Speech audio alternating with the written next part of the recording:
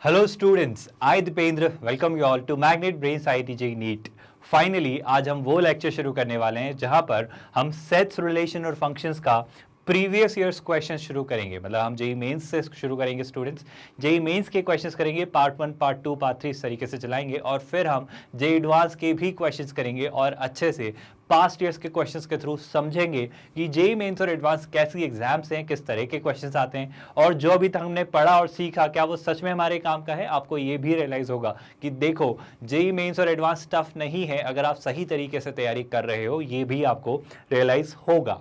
But before we start today's lecture students, क्या आप जानते हैं मैग्नेट ब्रेन्स इकलौता ऐसा quality online education free of cost platform है जो आपको हर तरह के सेक्टर, ऑलमोस्ट हर तरह के सेगमेंट में free quality online education provide करता है। यानी कि अगर आप किंडरगार्टन से K-12 तक देखें या फिर आप कॉम्पिटिटिव एग्जाम्स देखें जैसे CUET, NTSE, olympiad, IIT JEE NEET और भी काफी सारे सेगमेंट्स, इन हर एक कोर्सेज के कंप्लीट पैकेजेस आपको free of cost quality education provide करता है मैग्नेट ब्रेन्स का मॉड्यूल। तो मैग्नेट ब्रेन्स हमारा जो चैनल है, या तो आप यूट्यूब चैनल्स पर एक्सेस कर सकते हैं हमें, या फिर ये जो वेबसाइट है www.magnetbrains.com, यहाँ पर आपको फ्री ऑफ कॉस्ट सारी चीज़ें बिना कोई सब्सक्रिप्शन के, कोई हिडन कॉस्ट नहीं है, कोई एक्स्ट्रा चार्जेस नहीं है, कोई फ्री टेस्ट ऐसा कोई मॉड्यूल नहीं है, आपको सब कुछ फ्री ऑफ कॉस्ट मिलता है मैग्नेट ब्रेन्स की तरफ से।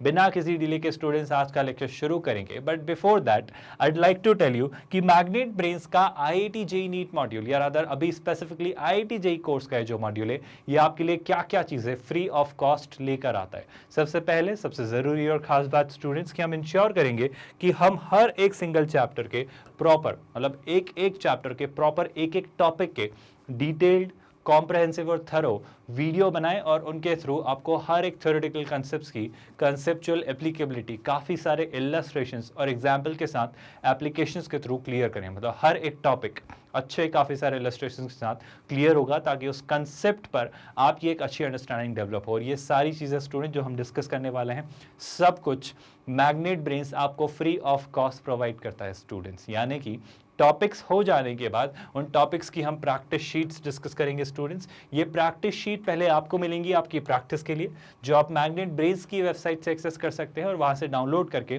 टॉपिक के हो जाने के बाद उसे प्रैक्टिस कर सकते हैं। या फिर ये जो वीडियो आप देखते हैं, जब भी प्रैक्टिस शीट रिलीज होने वाली होती है, इन वीडियो के डिस्क्रिप्शन में भी उन DPPs की लिंक्स मौजूद होती हैं और वहां से भी आप इन्हें एक्सेस या डाउनलोड कर सकते हैं। ना सिर्फ ये स्टूडेंट्स की इन DPPs के भी वीडियो सॉल्यूशंस आपके लिए मैग्नेट ब्रेन्स लेकर आता है। Can you believe that students? Theory, illustrations, examples, then practice sheet, और उन प्रैक्टिस शीट के भी क्या students video solutions magnet brains आपको देता है। Along with that students, there is something very important.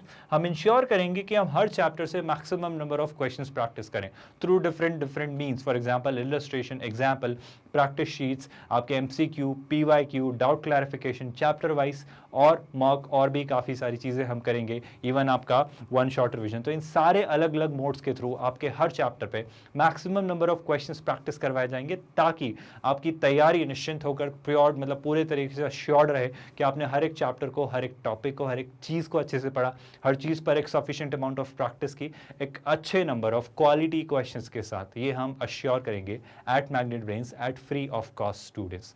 Along with that students, हम समझेंगे, हम देखेंगे कि पास्ट ईयर्स क्वेश्चंस के थ्रू कि जेई मेंस और जेई एडवांस कैसे क्वेश्चंस पूछता है, उन्हें भी हम सॉल्व करेंगे, जो कि एग्जैक्टली आज हम शुरू करने वाले हैं। तो प्रीवियस ईयर्स क्वेश्चंस भी हम सॉल्व करेंगे, पास्ट ईयर्स में आए हुए क्वेश्चंस, जेई मेंस ना सिर्फ बल्कि जेई एडवांस में भी आए हुए क्वेश्चन सॉल्व करेंगे और समझेंगे कि हम जो पढ़ रहे हैं वही सारी चीज़ें काफ़ी हैं, सफिशिएंट हैं जेई मेंस और एडवांस जैसे एग्जाम को क्लियर करने के लिए, अगर सही तरीके से तैयारी की जाए, जैसा आपको बताया, बोला और पूछा या कहा जा रहा है।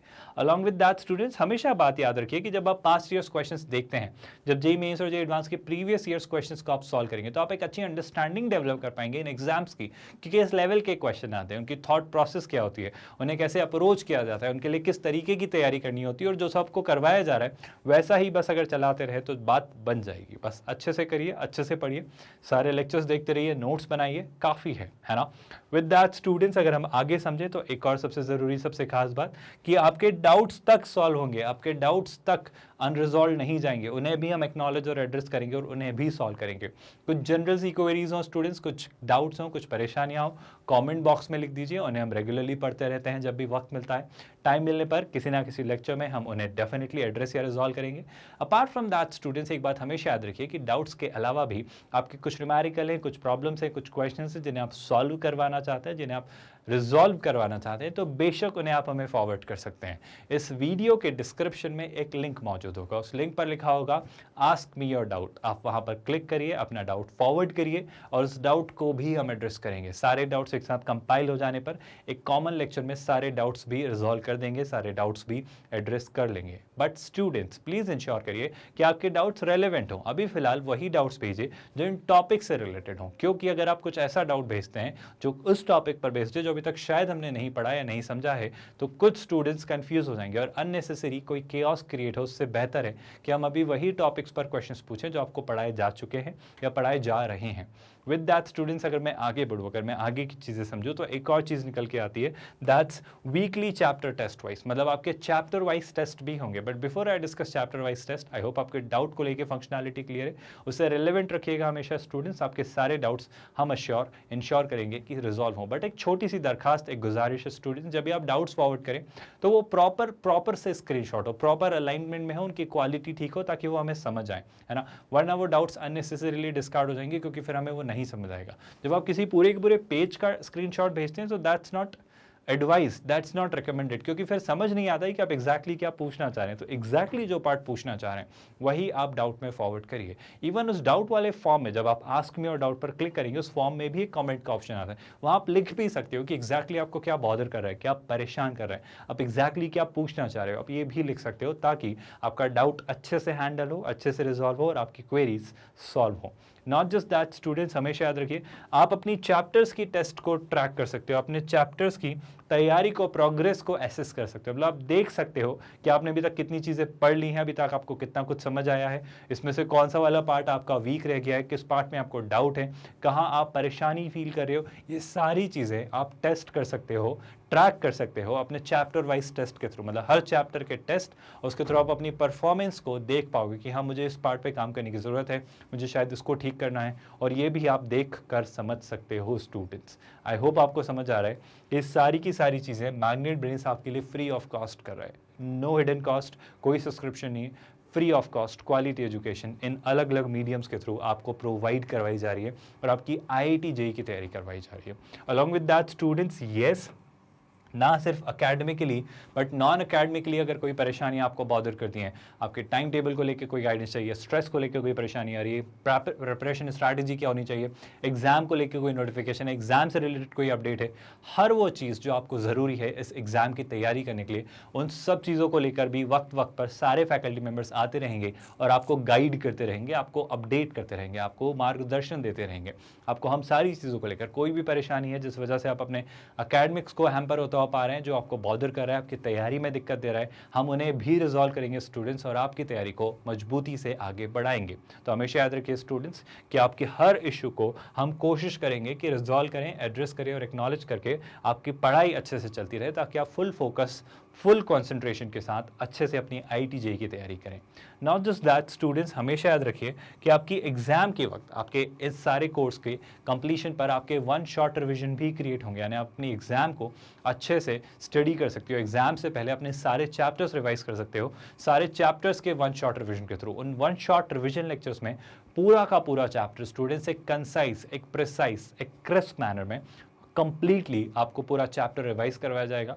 ना सिर्फ वो चैप्टर रिवाइज करवाया जाएगा स्टूडेंट्स, बल्कि उस पर और भी हम क्वेश्चंस करेंगे, ताकि एक अच्छी अंडरस्टैंडिंग डेवलप हो और आप बिना किसी एंजाइटी, बिना किसी घबराहट और बिना किसी चिंता के वो एग्जाम देने चाहें कि हाँ, ये टॉपिक भी हो चुका है। मतलब एक बार जो रिविजन वाला ही फील आपको आता है कि हाँ, एग्जाम से पहले सारी चीज़ें एक बार और दोहरा ली जाए, वो भी हम वन शॉट रिविजन के थ्रू इंश्योर करेंगे। पर स्टूडेंट्स, एक बात याद रखिए, एक छोटी सी दरख्वास्त है कि आप इसे एज एन ऑल्टरनेटिव या सब्स्टिट्यूट ट्रीट मत करिए। आप ये मत सोचिए कि ये सारी चीज़ें स्किप करके क्या सर ये पढ़ लें तो बात बन जाएगी। I would never recommend that. मैं हमेशा चाहूँगा कि आप प्रोसेस का पार्ट बनिए, आप step by step process follow करिए। आप ये सारी चीज़ें एक एक करके पढ़िए, फिर आखिर में ये करिए। ये एक स्टेप है, मतलब ये एक ऑल्टरनेटिव नहीं है कि आप सिर्फ इसे देख लें तो बात बन जाएगी। ऐसा नहीं किया जा सकता, ऐसा नहीं हो सकता स्टूडेंट्स। आप मेरी बात आई होप समझ पा रहे हैं।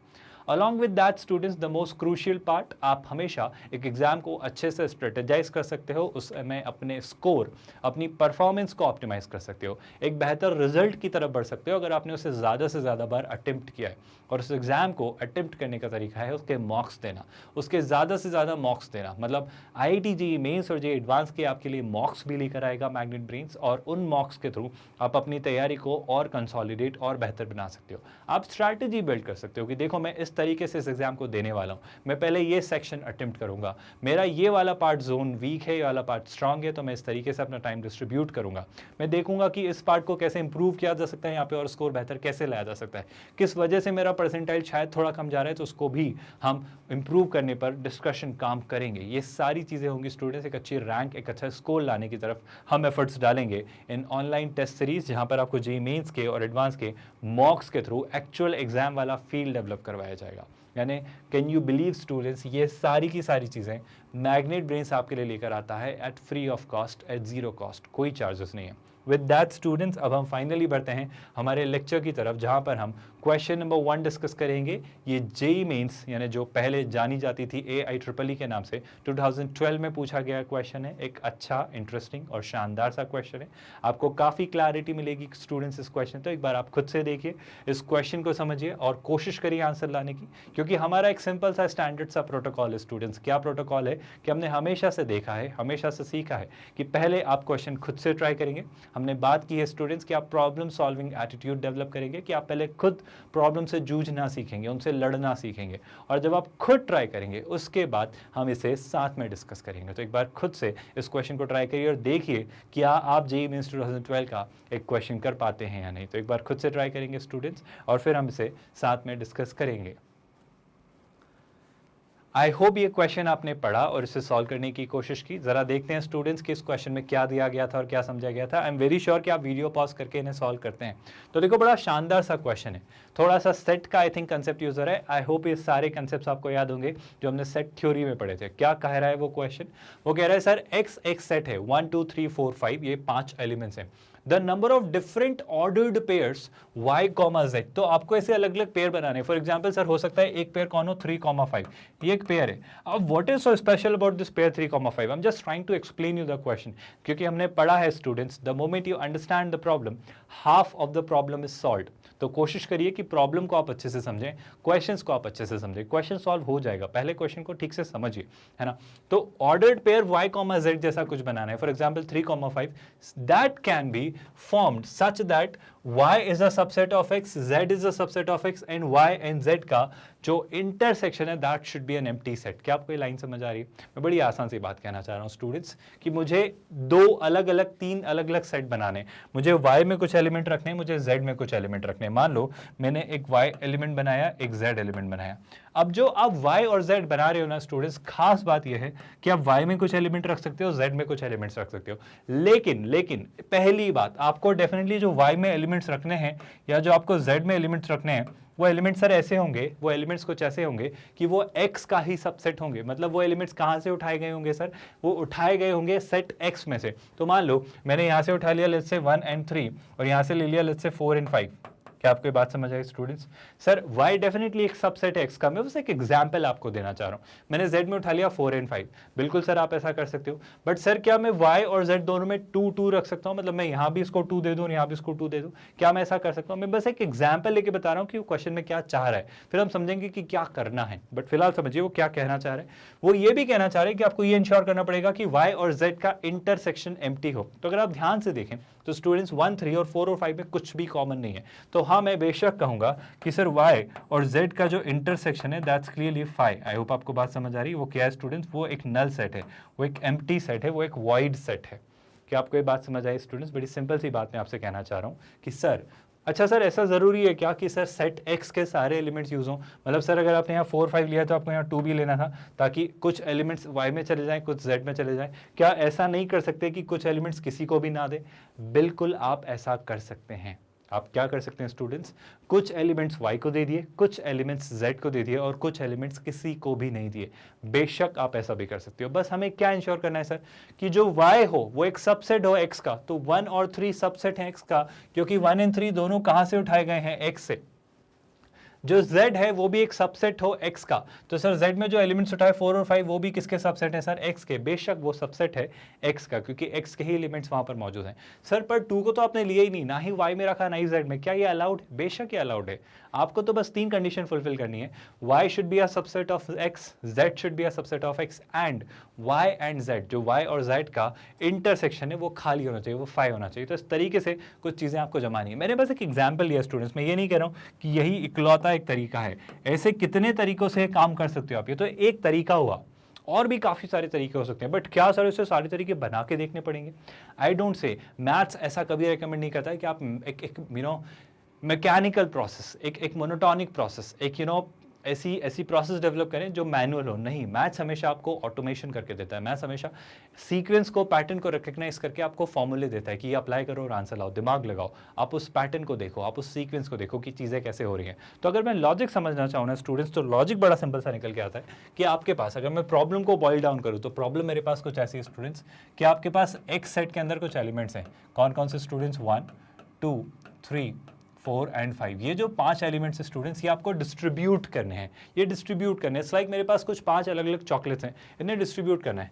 मुझे डिस्ट्रीब्यूट करना है या तो y के अंदर, तो मैं कहाँ रखूंगा स्टूडेंट्स? या तो y के पास, या फिर मुझे कहाँ रखना है? मुझे सेट z में रखना है, मुझे सेट z में रखना है, या फिर मैं कहाँ रख सकता हूँ? ना ही y के पास ना ही z के पास। तो एक और थर्ड बॉक्स है जो ना तो y को बिलोंग करता है और ना ही z को बिलोंग करता है। ये x नहीं students, this is neither x neither y nor z, है ना। तो अगर मैं इसे और अच्छी लैंग्वेज में आपके पास लिखूँ, सो एक और सेट है हमारे पास स्टूडेंट, जो कि क्या है?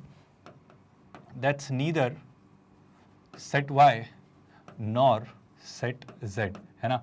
तो ये भी एक हमारे पास बॉक्स है। तो मेरे पास 3 बॉक्स है बेसिकली, एक बॉक्स जिसमें मैं y में रख दूंगा, एक बॉक्स जिसमें मैं z में रख दूंगा, या फिर एक बॉक्स जो y ना ही z को बिलोंग करता है।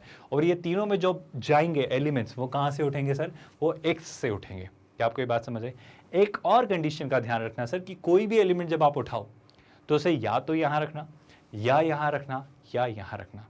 कहीं भी सर आप 2 जगह नहीं रख सकते। मतलब मैं ऐसा नहीं रख सकता कि मैंने मान लो ऐसे 3 उठाया, 3 को y में भी रख दिया और 3 को z में भी रख दिया।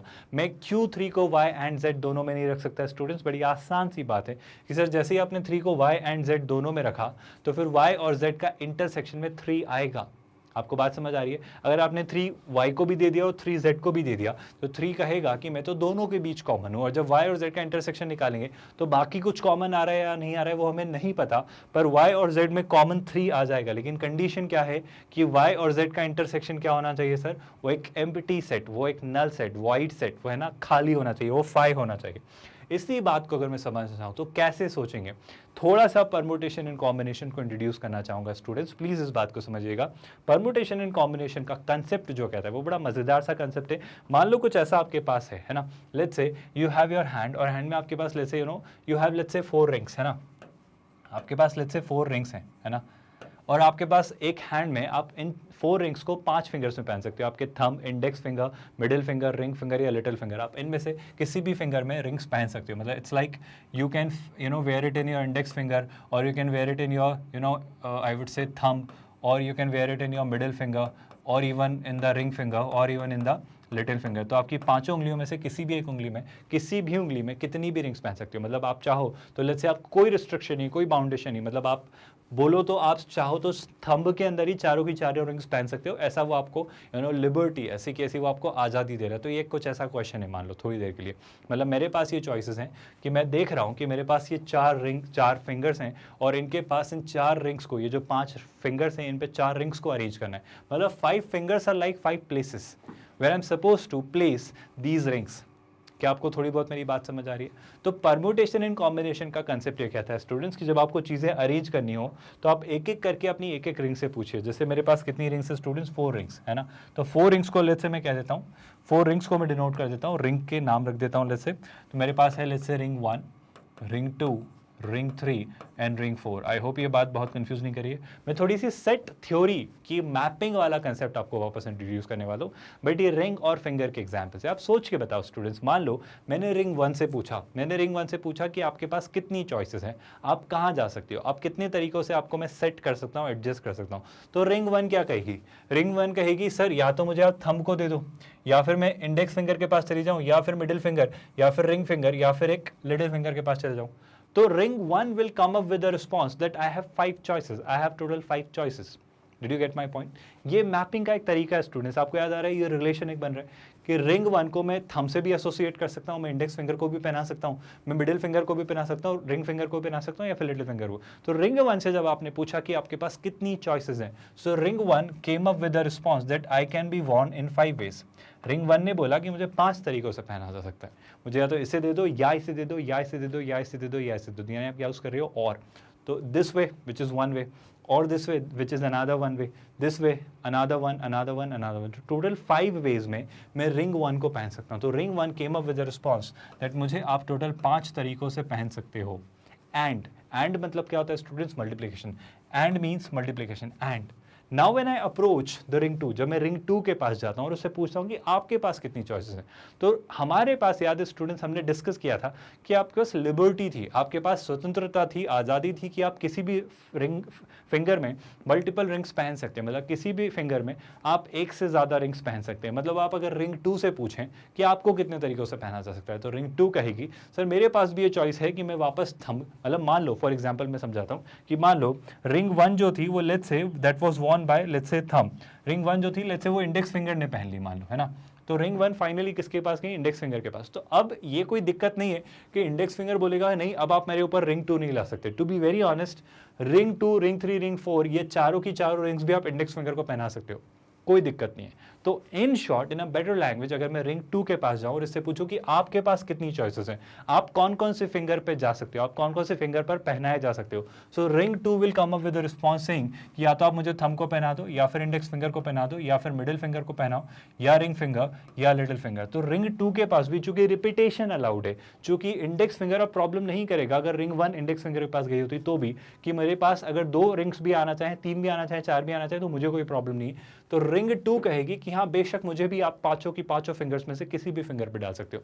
तो रिंग 2 के पास भी कितनी चॉइसेस स्टूडेंट्स? रिंग 2 के पास भी 5 चॉइसेस हैं। And when it comes to considering ring 3, I hope you must have realised, ring 3 के पास भी कितनी चॉइसेस होंगी स्टूडेंट्स? क्लिक करिए, रिंग 3 के पास भी 5 चॉइसेस होंगी। आई होप आपको बात समझ आ रही है। नॉट जस्ट दैट, अगर आपने पूछा होता लेट्स से रिंग 4 से, तो रिंग 4 के पास भी कितनी चॉइसेस होती? रिंग 4 के पास भी कितनी चॉइसेस होती सर? सर रिंग 4 के पास भी पांचों की पांचों चॉइसेस होती हैं, क्योंकि आपके पास रिपीटेशन अलाउड था। किसी भी फिंगर के पास आप चारों की चारों रिंग्स भी अलाउ करते तो कोई दिक्कत नहीं होती। तो रिंग 4 भी कहती कि मुझे भी 5 तरीकों से पहना जा सकता है, मैं भी 5 तरीकों से वेयर की जा सकती हूँ, मुझे कोई प्रॉब्लम नहीं है। Did you get my point students? मैं बड़ी सिंपल सी बात आपको समझाना चाह रहा हूँ, खैर घबराना मत। ये जो कंसेप्ट है ना स्टूडेंट्स, ये परमुटेशन एंड कॉम्बिनेशन का टॉपिक है। तो जब मैं आपको परमुटेशन एंड कॉम्बिनेशन पढ़ाऊंगा ना स्टूडेंट्स, तब मैं ये कंसेप्ट आपको और डिटेल में और अच्छे से पढ़ाऊंगा। तो चिंता मत करना अगर ये कंसेप्ट अगर बहुत ज़्यादा डिटेल में नहीं समझ आ रहा है कि सर ये 5 कैसे लिख रहे हो, मल्टीप्लाई क्यों कर रहे हो, ये एंड, ये और को आप एडिशन क्यों कह रहे हो, एंड को मल्टीप्लिकेशन कह रहे हो, ये सारी बातें डिटेल में स्टूडेंट्स परमुटेशन एंड कॉम्बिनेशन जब हम चैप्टर पढ़ेंगे तब मैं और अच्छे से समझाऊंगा। बट फिलहाल के लिए बस मैं कहना चाह रहा हूँ कि अगर आपके पास 4 रिंग्स हैं और 5 फिंगर्स हैं, मतलब एक हाथ में आप 4 रिंग्स पहनना चाहते हो, कोई आपसे सवाल पूछे कि एक हाथ के अंदर पांचों फिंगर्स में से किसी भी फिंगर पे आप चारों की चारों भी रिंगर डालोगे तो कोई दिक्कत नहीं है, मतलब रिंग्स का रिपीटेशन अलाउड है। तो 5 इस हैंड की 5 फिंगर्स में 4 रिंग्स कितने तरीकों से पहनी जा सकती है? तो आपका जवाब होगा कि sir 5 to the power 4। By the way what is 5 to the power 4 students? 5 का स्क्वायर होता है 25, 25 into 25 that's 625। So I would have said कि सर टोटल 625 तरीके होंगे।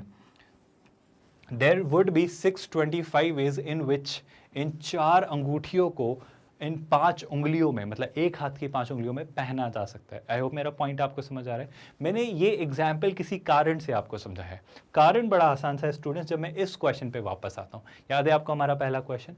क्या आप मुझे सोच के बता सकते हो कि इस क्वेश्चन में क्या करना होगा? थोड़ा सा दिमाग लगे स्टूडेंट्स। कंडीशन ये है, ये आपके पास 5 एलिमेंट्स हैं, इन्हें आपको डिस्ट्रीब्यूट करना है यहाँ, यहाँ, यहाँ, but with a constraint, but with a condition कि कोई एलिमेंट कहीं पर भी कॉमन ना हो, रिपीट ना हो, दो जगह सेम ना आ जाए। मतलब अगर मैं 3 डिस्ट्रीब्यूट करना चाह रहा हूं तो 3 या तो यहां होगा और यहां होगा, या फिर वो दोनों के पास ही नहीं जाएगा। बट 3 किन्हीं 2 के पास या तीनों के पास नहीं दे सकता। क्या आपको ये लाइन समझ आ रही है स्टूडेंट्स? बस इतना सा मुझे सोच के बताइए कि इस बेसिस पे आप क्या मार्क करेंगे या क्या कहेंगे कि इसका आंसर होगा। एक बार जल्दी से खुद से ट्राई करिए स्टूडेंट्स, फिर हम आगे डिस्कस करेंगे। क्या आप सोच पा रहे हो स्टूडेंट्स, में जो कहना चाह रहा हूं कि आप एलिमेंट से एक एक करके फिर से पूछिए। मान लो सिंपल सा एग्जांपल लेता हूं, आप 1 के पास जाते हो, आप 1 से पूछते हो आपके पास कितनी चॉइसेस हैं, तो 1 क्या कहेगा, 1 कहेगा सर या तो मुझे सेट x को दे दीजिए, या फिर और या तो आप मुझे z मतलब सॉरी x सेट से अगर मैंने एलिमेंट 1 को उठाया तो 1 कहेगा सर या तो मुझे x को दे दीजिए, या फिर आप मुझे z के पास रख दीजिए, या फिर आप मुझे ना तो x को ना तो y को दीजिए ना ही z को दीजिए, आप दोनों को मत दीजिए, मुझे अलग ही रख दो, बाहर ही रख दो, इसको भी मत दो इसको भी दो, मैं किसी के पास नहीं जा रहा। तो आपको बात समझ आ रही है। अगर आप 1 के पास जाएं तो उसके पास 3 चॉइसेस होंगी। आई होप आपको बात समझ आ रही है। सो 1 the first element of this set x will come up with the response that I have 3 choices and now when I approach the second element. आपको ये टर्म समझ आ रही है स्टूडेंट्स, एंड तो एंड का मतलब क्या होता है स्टूडेंट्स, मल्टीप्लीकेशन, है ना। एंड और का मतलब क्या होता है स्टूडेंट्स, और का मतलब होता है एडिशन। तो और मतलब क्या, एक तरीका, दूसरा तरीका और तीसरा तरीका। तो एक ये तरीका, एक ये तरीका और एक ये तरीका। तो और मीन्स व्हाट, एडिशन। तो एक तरीका प्लस एक तरीका प्लस एक तरीका, तो एक के पास टोटल 3 तरीके हुए। एंड अब मैं बोलता हूं बी के पास, मतलब इस सेकंड एलिमेंट के पास कितने तरीके, तो सेकंड बी कहेगा सर या तो मुझे इसको दे दो या इसको दे दो या फिर दोनों को मत दो। तो ये 2b कितना कहेगा, सर मेरे पास भी टोटल 3 तरीके हैं। ये जो मैं कर रहा हूं ना स्टूडेंट्स, अगर कंफ्यूजन हो रही है तो घबराना मत, चूंकि मैं मानता हूं, मतलब ये मैं शुरुआत से कहता आ रहा हूं और आपको भी ये बात अब जान लेनी और समझ लेनी चाहिए या एक्सेप्ट कर लेनी चाहिए, एक्नॉलेज करो कि जेईई मेंस और एडवांस ऐसे एग्जाम है जहां पर एक से ज्यादा कंसेप्ट यूज होते हैं। तो आप प्लीज इस बात को समझो, ये हालांकि सेट थ्योरी के बेसिक्स यूज करता हुआ कंसेप्ट है, बट इसमें परमुटेशन एंड कॉम्बिनेशन भी लग रहा है। तो आपको बात समझ आ रही है। और एडवांस में थोड़ी और डिटेल में हम चले जाएंगे, वहां पे और अच्छे क्वेश्चंस आएंगे और अच्छे लेवल पे आएंगे और ज्यादा कंसेप्ट एक साथ यूज हो रहे होंगे। तो घबराना मत। अभी चूंकि हमने एक ही टॉपिक पढ़ा है तो आपको शायद चीजें डिफिकल्ट लगें, but gradually you will realise कि नहीं सर चीजें आसान हो रही है, क्योंकि आप तब और ज्यादा टॉपिक्स पढ़ चुके होंगे, आपको और अच्छे से समझ आएगा। तो एक छोटी सी रिक्वेस्ट स्टूडेंट्स, पेशेंस के साथ बने रहना, है ना। विद दैट स्टूडेंट्स, अगर मैं अब थर्ड एलिमेंट के पास जाता और उससे पूछता कि आपके पास कितनी चॉइसेस, तो वो भी ये कहता सर या तो मुझे सिर्फ एक्स वाई के पास रखना, या फिर सिर्फ जेड के पास रखना, या फिर सिर्फ दोनों को ही मत देना, वाई में भी मत देना, जेड में भी देना। तो थर्ड एलिमेंट भी कहता मेरे पास 3 चॉइसेस हैं, फोर्थ भी कहता मेरे पास 3 चॉइसेस हैं, और फिफ्थ एलिमेंट भी कहता 3 चॉइसेस। देखो मैं इसका एक एग्जाम्पल देके बताता हूँ कि चीज़ें कैसे बन रही होती। फॉर एग्जाम्पल मान लो हम गए होते, हम किसके पास गए होते, 1 के पास गए होते। 1 ने बोला सर मैं y के पास नहीं जा रहा, मैं z के पास चले जाता हूँ, है ना। 2 के पास गए, 2 ने बोला ना तो मैं y के पास जा रहा हूँ ना z के पास जा रहा हूँ, सर मुझे तो इधर रख दो। 3 के पास गए, 3 ने बोला सर ना तो मैं y के पास जा रहा, z के पास भी नहीं जा रहा, लेट्स से मैं इधर जा रहा हूँ। 4 के पास गए, तो 4 ने बोला कि सर ठीक है काम करो मुझे y के पास रख दो, क्योंकि एक के पास ही जाएंगे तो कहीं भी मैं 2 जगह नहीं जाने दे रहा हूँ। आपको ये अप्रोच समझ आ रही है स्टूडेंट्स। 5 के पास गए, तो 5 ने बोला कि ठीक है सर y को ही दे दो, मुझे कहाँ रख दो, y के पास ही रख दो। तो एक बात समझ आई स्टूडेंट, जैसे ही आपने 5 को सिर्फ y के पास ही रखा, तो पहले तो आप एक कंक्लूजन कर पा रहे हो कि x के कुछ एलिमेंट्स y के पास है, कुछ z के पास है और कुछ दोनों के पास ही नहीं है। लेकिन लेकिन लेकिन खास बात यह है सर कि जो एलिमेंट y और z में है उनमें कुछ भी कॉमन नहीं है। आप देखो यहाँ पे 4 और 5 है और यहाँ पे z है, क्योंकि हर एलिमेंट किसी एक ही जगह जा रहा है ना। और जब वो किसी एक ही जगह जा रहा है तो वो डेफिनेटली कॉमन कैसे लाएगा। एक तो ये होगा या तो y के पास जाएगा, z के पास जाएगा, कहीं नहीं जाएगा। कहीं नहीं जाना मतलब क्या सर, ना तो y के पास गया ना ही z के पास गया। तो कहीं नहीं जाना भी तो एक तरीका होता है कि कहीं नहीं गया, मतलब वो ना y के पास गया ना ही z के पास गया। आई होप ये बात समझ आ रही है आपको। तो हर एलिमेंट के पास 3 चॉइस, या तो सिर्फ y या फिर सिर्फ z या फिर ना ही y ना ही z। तो हर एलिमेंट के पास 3 चॉइसेस। तो अगर हर एक के पास 3 × 3 × 3 तो टोटल 5 एलिमेंट्स के पास 3 to the power 5 चॉइसेस। क्या आपको ये बात समझ आई स्टूडेंट्स। तो मेरा जो आंसर होना चाहिए वो क्या होगा students, 3 to the power 5 choices या 3 to the power 5 वेज में मैं इस काम को अंजाम दे सकता हूँ, इस पर्टिकुलर टास्क को एग्जीक्यूट कर सकता हूँ कि सर आपका जो y होगा वो x का सबसेट होगा, जो z होगा वो भी x का सबसेट होगा, और y और z एक एक एम्प्टी सेट बनाएगा, मतलब उनमें कुछ कॉमन नहीं होगा। और इस बेसिस पे आप क्या कहेंगे स्टूडेंट्स, आप कहेंगे जो आपका आंसर होगा that will be option A, 3 to the power 5। I hope ये बात आपको समझ आई और इस चीज़ को लेकर कोई डिफिकल्टी नहीं है। बहुत टफ, बहुत हार्ड, बहुत डिफिकल्ट क्वेश्चन नहीं था ये स्टूडेंट्स। बस मैं आपको ये बात समझाना चाह रहा हूँ कि जेईई मेंस बहुत डिफिकल्ट एग्जाम नहीं है अगर आपने ठीक से तैयारी की है। क्या आपको रियलाइज हुआ क्वेश्चन बहुत लेंदी भी नहीं था। क्वेश्चन तो सर 2 लाइन का था अगर आपको परमुटेशन एंड कॉम्बिनेशन की बेसिक्स पता है। टू बी वेरी ऑनेस्ट ये सब मैंने इसलिए किया क्योंकि मैं आपको समझाना चाह रहा था, बट ये सब आपको एक टाइम के बाद पता होगा। और सच बताऊं, सच में सच बताऊं तो ये क्वेश्चन अगर आपने पढ़ा और अगर ये आपको समझ आ गया, जिसका क्रक्स है ये वाली लाइन, जिसका क्रक्स है ये वाली लाइन, अगर आपको ये क्वेश्चन समझ आ गया तो टू बी वेरी ऑनेस्ट ये आप 20 सेकंड में सोच सकते हो, क्योंकि आपको सिर्फ ये लॉजिक क्रैक करना है कि सर ये 5 एलिमेंट्स या तो यहाँ या तो यहाँ या यहाँ डालना है। हर एलिमेंट के पास 3 चॉइस, तो 5 एलिमेंट्स के पास 3 into 3 into 3 3 to the power 5 choices total, और वो आप कह सकते हो ऑप्शन ए। तो सच बताऊं तो लिखने की भी ज़रूरत नहीं है, ये क्वेश्चन इतना आसान है। पर बेशक जैसा कहते हैं ना कि कुछ लोग चीज़ों को बहुत एफर्टलेस बना देते हैं, कुछ लोग चीज़ों को बहुत आसान बना देते हैं। जैसे अगर आप इरफान खान की एक्टिंग देखें तो आप कहते हो क्या एफर्टलेस एक्टिंग करता है, मतलब ऐसा लगता ही नहीं है कि एक्टिंग कर रहा है, बिल्कुल नेचुरल एक्टर है। तो वो इसलिए लगता था आपको क्योंकि वो इतना रियाज करते थे, इतनी प्रैक्टिस कर लेते थे, चीज़ें इतनी आसान लगती थी कि वो बिल्कुल रियलिस्टिक लगती थी। तो बात वहीं आके तो बॉइल डाउन होती है कि जब आप बहुत अच्छी प्रैक्टिस कर लोगे, जब हर कंसेप्ट डिटेल में क्लियर होगा, जब हर एक चीज़ अच्छे से पता होगी, तो क्वेश्चंस तो ऐसे ही लगेंगे ना कि बस टिक ही कर रहे हैं। पर बेशक वो जो चीज़ इतनी आसान हो गई है उसके पीछे एफर्ट्स लगे हैं, उसको इतना स्मूथ, इतना फाइन, इतना इतना इतना आसान बनाने के पीछे आपने बहुत एफर्ट्स डाले होंगे। तो वो एफर्ट्स बेशक नेग्लेक्ट या रिजेक्ट नहीं किया जा रहे, बट रिजल्ट दिखेगा, तब आपकी प्रोसेस आसान होगी। तो कोई शॉर्टकट नहीं है स्टूडेंट्स, कोई ट्रिक नहीं है, ये घटिया वर्ड है। मैं कहूँगा टेक्निक्स हैं जो आपने सीखी है, जिन पे काम किया है, जिनको आपने प्रैक्टिस करके डेवलप किया है। और जब एक अच्छी प्रैक्टिस हो जाएगी तो आप इन्हीं सब चीज़ों को, टफ से टफ चीज़ों को हल्के से कुछ सेकंड्स में सॉल्व कर देंगे। बट उसके लिए रातों रात चीज़ें नहीं होंगी, वक्त लगेगा और प्रैक्टिस करते रहना पड़ेगा, क्वेश्चन सॉल्व करते रहना पड़ेगा। तब जाके आपके ब्रेन में अलग अलग तरीके डेवलप होंगे, अलग अलग आइडियाज़ आएंगे, बहुत सारी चीज़ें सोच पाओगे। I hope you are getting my point. With that students आगे बढ़ते हैं नेक्स्ट क्वेश्चन की तरफ, क्वेश्चन नंबर 2 की तरफ। अगर मैं क्वेश्चन नंबर 2 समझना चाहूँ, so that's your question number 2। अच्छा क्वेश्चन है, बस लेंदी देख के घबराना मत, डरना मत। जेईई मेंस 2019 का क्वेश्चन है, आईआईटी जेईई मेंस 2019 का क्वेश्चन देख के मत सोचना सर ये तो अभी आया था, अब तो ये बिल्कुल नहीं होगा। 2012 का एक बार हो गया होगा, आसान आते होंगे सर उस जमाने में क्वेश्चंस। 2019 का तो हम नहीं कर पाएंगे सर, ये तो टफ है। ऐसे माइंडसेट, ऐसी साइकोलॉजी, ऐसी साइकी से बचना होगा आपको। आप बस क्वेश्चन पढ़ो, ट्राई तो करो, बस ट्राई करो, बाकी देखेंगे ना होता है या नहीं होता है वो समझेंगे, है ना। तो एक बार जल्दी से वीडियो पॉज करिए और मुझे ट्राई करके आंसर बताइए स्टूडेंट्स कि आप क्या फिगर आउट करेंगे इस क्वेश्चन से।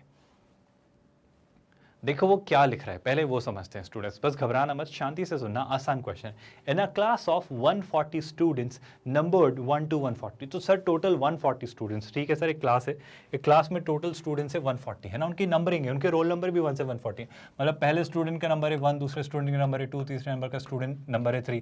ऐसे करते करते टोटल कितने नंबर्स हैं सर, टोटल 140 स्टूडेंट्स हैं। तो 140th जो स्टूडेंट है उसका नंबर है 140। तो ये टोटल स्टूडेंट्स है, मैंने इनके रोल नंबर को, जो भी इनका नंबरिंग है, उसको मैंने एक सेट से रिप्रेजेंट किया, 1 2 3 4 5 140 तक, है ना। अब इस क्लास के स्टूडेंट्स में वो कुछ कह रहा है, उसने बोला कि सर इस क्लास में एक पैटर्न देखा गया, इस क्लास में एक बिहेवियर देखा गया। क्या बिहेवियर था सर, कि सर सारे जो इवन नंबर के स्टूडेंट्स थे जिन्होंने मैथ्स लिया, तो जिन्होंने मैथ्स लिया ना, मैथ्स एज अ कोर्स, वो सारे इवन नंबर वाले स्टूडेंट्स हैं। मतलब अगर मैं आपको समझाना चाहूँ तो ये क्या आपकी क्लास स्टूडेंट्स, ये पूरी ओवरऑल आपकी क्लास है ना, ये आपके सारे स्टूडेंट्स हैं, है ना। अब इन सारे स्टूडेंट्स में जो इवन नंबर वाले स्टूडेंट्स, अब इवन नंबर वाले क्या हैं, मैं क्लास वाले सेट को, लेट्स से सारे स्टूडेंट्स को लेट्स से एक सेट एस से डिनोट कर देता हूँ। ये हमारे कौन है सारे सर, ये हमारे सारे स्टूडेंट्स हैं, है ना। तो क्या आप बता सकते हो टोटल नंबर ऑफ स्टूडेंट्स कितने होंगे सर। सेट एस में जो एलिमेंट्स मौजूद हैं वो कितने हैं, 140। तो टोटल नंबर ऑफ स्टूडेंट्स कितने हैं, 140। इसको लिखने का तरीका याद है ना, number of elements in set S वो कैसे डिनोट करते हैं, n of S which is 140।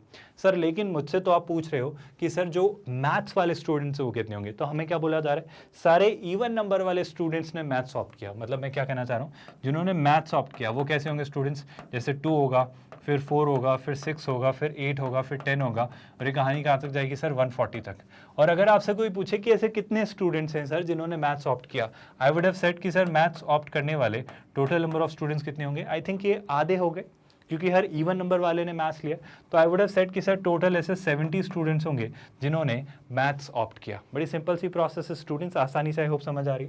With that students को एक और बात कर रहे हैं, सर वो सारे स्टूडेंट्स जिनका रोल नंबर 3 से डिविजिबल था उन्होंने फिजिक्स ऑप्ट किया। क्या लाइन समझ आई आपको स्टूडेंट्स, तो जो 3 से डिविजिबल थे, जिनका मल्टीपल जो 3 के मल्टीपल थे, अब सर 3 के मल्टीपल में इवन भी आते हैं ऑड भी आते हैं, अब इवन ऑड वाला गेम नहीं है, अब तो सर 3 के मल्टीपल आपको देखना है।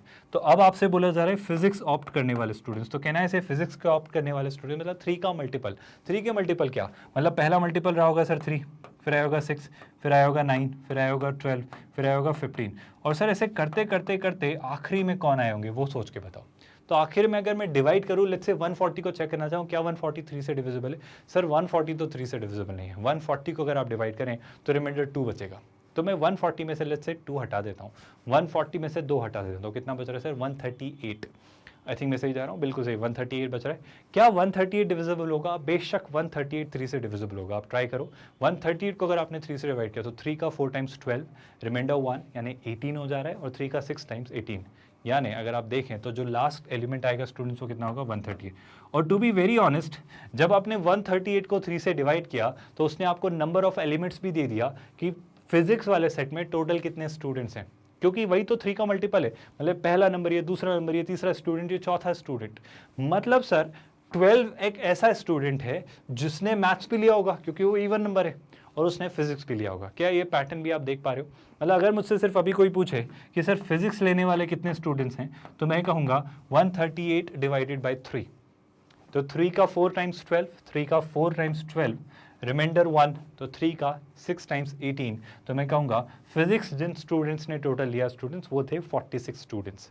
आई होप ये बात डाइजेस्ट हो रही है, और बहुत डिफिकल्ट बातें मैं नहीं कर रहा हूँ, बहुत आसान सी बातें आपके सामने लिख रहा हूँ, एक स्टैंडर्ड सी लैंग्वेज में जो सब बातें हमने सीखी और पढ़ी हैं।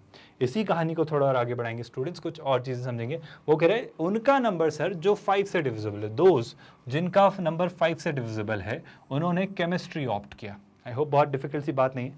सर 5 से डिविजिबल होने का मतलब क्या है? सर 5 से डिविजिबल होने का मतलब है, जैसे कि सर अगर आप देखना चाहें तो 5 से डिविजिबल क्या होते हैं? 5 के मल्टीपल, जैसे 5, 10, 15, 20, और ये कहाँ तक जाएगा? आई थिंक सर 140 के लास्ट में 0 आता है यूनिट डिजिट, तो डेफिनेटली 140 भी 5 से डिविजिबल होगा। आप देख पा रहे हो स्टूडेंट, जैसे 10 एक नंबर है जो इवन है, तो उसने मैथ्स भी ऑप्ट किया है और केमिस्ट्री भी ऑप्ट किया है। सर 15 एक ऐसा नंबर है जो 3 से भी डिविजिबल है, तो उसने फिजिक्स और केमिस्ट्री दोनों ऑप्ट किया है, बट चूंकि 15 ऑड है तो उसने मैथ्स ऑप्ट नहीं किया है। तो आपको समझ आ रहा है स्टूडेंट्स, यहाँ भी बहुत सारे नंबर मिलेंगे। सर केमिस्ट्री ऑप्ट करने वाले स्टूडेंट्स कितने होंगे? How many students would have opted chemistry? क्या आप सोच सकते हो स्टूडेंट्स की केमिस्ट्री ऑप्ट करने वाले कितने स्टूडेंट्स होंगे? आई वुड से कि सर 140 को 5 से डिवाइड कर दो, क्योंकि 5 के मल्टीपल चल रहे हैं, first multiple, second multiple, third multiple, fourth multiple. तो अगर 140 को 5 से डिवाइड कर दूंगा तो मुझे पता चल जाएगा कि केमिस्ट्री ऑप्ट करने वाले कितने स्टूडेंट्स हैं। तो 140 को अगर 5 से डिवाइड किया तो 5 का 2 टाइम्स 10 स्टूडेंट्स। आई होप आपको समझ आ रहा है।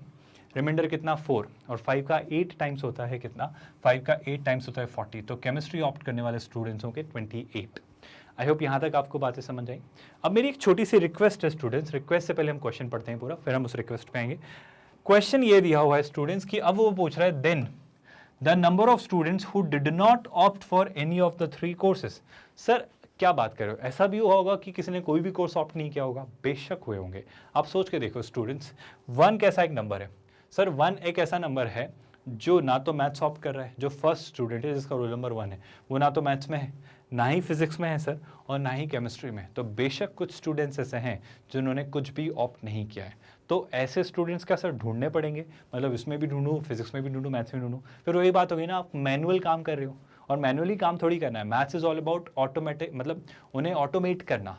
मैथ्स से चीज़ें आप आसान बनाते हैं, एक पैटर्न, एक सीक्वेंस देके चीज़ों को रिकग्नाइज करके एक तरीका फिगर आउट करते हैं कि हाँ ऐसे सोचो सर, तो एक पर्सपेक्टिव देता है मैथ्स प्रॉब्लम सॉल्व करने का। तो क्वेश्चन फिर से ये स्टूडेंट्स कि अगर आपके पास ये डेटा है कि मैथ्स किस तरीके के स्टूडेंट्स ले रहे हैं, फिजिक्स कौन ले रहा है, और केमिस्ट्री किस रेंज, किस कैटेगरी के स्टूडेंट्स ले रहे हैं, तो क्या आप कंक्लूड कर सकते हो वेन डायग्राम बना के कि कौन सी कैटेगरी के स्टूडेंट्स कुछ भी नहीं ले रहे हैं, ना ही फिजिक्स, ना ही केमिस्ट्री, ना ही मैथ। तो मैं टास्क आपको जो दे रहा हूँ स्टूडेंट्स वो ये कि इतना समझने के बाद बस मुझे वेन डायग्राम में ये बना के दिखा दो कि मैथ्स, फिजिक्स और केमिस्ट्री के अलावा कौन से स्टूडेंट्स बच गए। एक बार यहाँ से ट्राई करो स्टूडेंट्स, वरना मैं तो हूँ ही और इस क्वेश्चन को मैं करवाऊंगा, बट मैं चाहता हूँ एक बार आप यहाँ से इसे खुद से ट्राई करें। So give it a try students by yourself first of all. अब आसान सा तरीका है स्टूडेंट्स, कोई फॉर्मूला है कुछ डिराइव करने की जरूरत नहीं है। मैं कहूँगा वेन डायग्राम की हेल्प लीजिए। वेन डायग्राम इतना अच्छा तरीका है कि आपके काफ़ी सारे क्वेश्चन सेट थ्योरी के उसी से सॉल्व हो जाएंगे। तो हम हेल्प लेंगे वेन डायग्राम की, हम समझेंगे कि क्या इस पूरे सिनेरियो को वेन डायग्राम पर विजुलाइज किया जा सकता है। बेशक किया जा सकता है, और उसी को हम फिगर आउट करने की कोशिश करते हैं। तो मैं मान लेता हूँ ये जो आपका पूरा सेट है स्टूडेंट्स, ये आपकी पूरी क्लास है। तो these are all the students, ये हमारे पूरे स्टूडेंट्स हैं, ये पूरे 140 स्टूडेंट्स है ना। मान लो ये आपके सारे 140 सेट्स का, 140 स्टूडेंट्स का यूनिवर्सल सेट है। बट इसके अंदर क्या हो रहा है सर? इसके अंदर 3 चीजें आ रही है सर, हमारे 3 अलग अलग सेट निकल के आ रहे हैं। कौन कौन से सर? सर एक तो फिजिक्स के कुछ बच्चे आ रहे हैं हमारे पास, कुछ सर केमिस्ट्री के आ रहे हैं सर आपके अकॉर्डिंग, कुछ तो केमिस्ट्री के भी आ रहे हैं, और डेफिनेटली सर कुछ मैथ्स के भी तो आ रहे हैं। आपने मैथ्स के नहीं देखे तो हाँ सर, कुछ मैथ्स के भी स्टूडेंट्स हमारे पास आ रहे हैं। तो ऐसा कुछ डेटा है सर, कुछ फिजिक्स, कुछ केमिस्ट्री और कुछ मैथ्स। सर फिजिक्स के कितने याद करो स्टूडेंट्स? अगर मैं फिजिक्स की बात करूँ तो फिजिक्स वाले थे सर 46, याद करिए स्टूडेंट्स। तो जो फिजिक्स के स्टूडेंट्स हैं, है ना, अगर मैं फिजिक्स की बात करूँ सो दे वर टोटल 46। सर केमिस्ट्री के कितने, अगर आप केमिस्ट्री की बात करें, number of students in chemistry, sir वो थे 28। आई होप आपको याद होगा, यहाँ पे नंबर ऑफ केमिस्ट्री में स्टूडेंट्स आए थे 28। और मैथ्स की अगर बात करें तो मैथ्स में सर कितने थे, मैथ्स में टोटल स्टूडेंट्स हैं सर, मैथ्स में टोटल स्टूडेंट्स थे 70। सर इस डेटा का मतलब क्या, आप ये क्यों लिख रहे हो, मतलब इसका फायदा क्या होगा? डू यू रियलाइज ये जो पूरा सेट है इसकी वैल्यू 46 है ना, सिमिलरली इस पूरे सेट की वैल्यू 28 और इस पूरे सेट की वैल्यू 70। आई होप मैं आपको ये छोटी सी बात कन्वे करना चाह रहा था। सर ये क्यों कर रहे हैं, मतलब इसका फायदा क्या होगा? इसका एक छोटा सा फायदा होगा। पहले एक हेल्प करो मेरी स्टूडेंट्स ये बताने में, क्या आप मेरी हेल्प करके मुझे बता सकते हो ऐसे कितने स्टूडेंट्स होंगे जिन्होंने फिजिक्स, केमिस्ट्री और मैथ्स तीनों लिया होगा? आई होप आपको रियलाइज हो रहा है ये वो जोन है, ये क्षेत्र जो मैं आपके सामने बता रहा हूँ, ये वो जोन है, ये जो रीजन में हाईलाइट कर रहा हूँ, ये वो रीजन है जो फिजिक्स, केमिस्ट्री एंड मैथ्स तीनों को बिलोंग करता है। मतलब यहाँ पे वो स्टूडेंट्स होंगे जिन्होंने फिजिक्स, केमिस्ट्री एंड मैथ्स तीनों लिया होगा। सर आप बता सकते हो ऐसे कितने स्टूडेंट्स हैं? आई थिंक निकालने का तरीका बड़ा आसान है स्टूडेंट्स, लॉजिक वही है। लॉजिक क्या है सर कि सर इवन नंबर्स मैथ्स 3 से डिविजिबल फिजिक्स और 5 से डिविजिबल केमिस्ट्री। मतलब सर लॉजिक क्या होगा, एक ऐसा स्टूडेंट्स जो इवन हो, इवन मतलब 2 से डिविजिबल हो सर, जो 3 से डिविजिबल हो और जो 5 से डिविजिबल हो। मतलब सर ऐसा नंबर जो 2 एंड 3 एंड 5 तीनों से डिविजिबल हो, मतलब 2, 3 एंड 5 के एलसीएम जो भी है उसके मल्टीपल्स जो भी होंगे उन्होंने तीनों सब्जेक्ट लिए होंगे, क्योंकि वो 2 से भी डिविजिबल होगा, वो 3 से भी होगा और वो 5 से भी होगा। मतलब 2, 3 और 5 का जो एलसीएम होगा, एलसीएम क्या होगा सर, सीधा सीधा नंबर दिख रहा है, तीनों ही मुझे को प्राइम दिख रहे हैं, मतलब तीनों में कुछ भी कॉमन नहीं है। तो 3 into 2 6, 6 into 5 30। Did you understand 30 कैसे आया स्टूडेंट्स?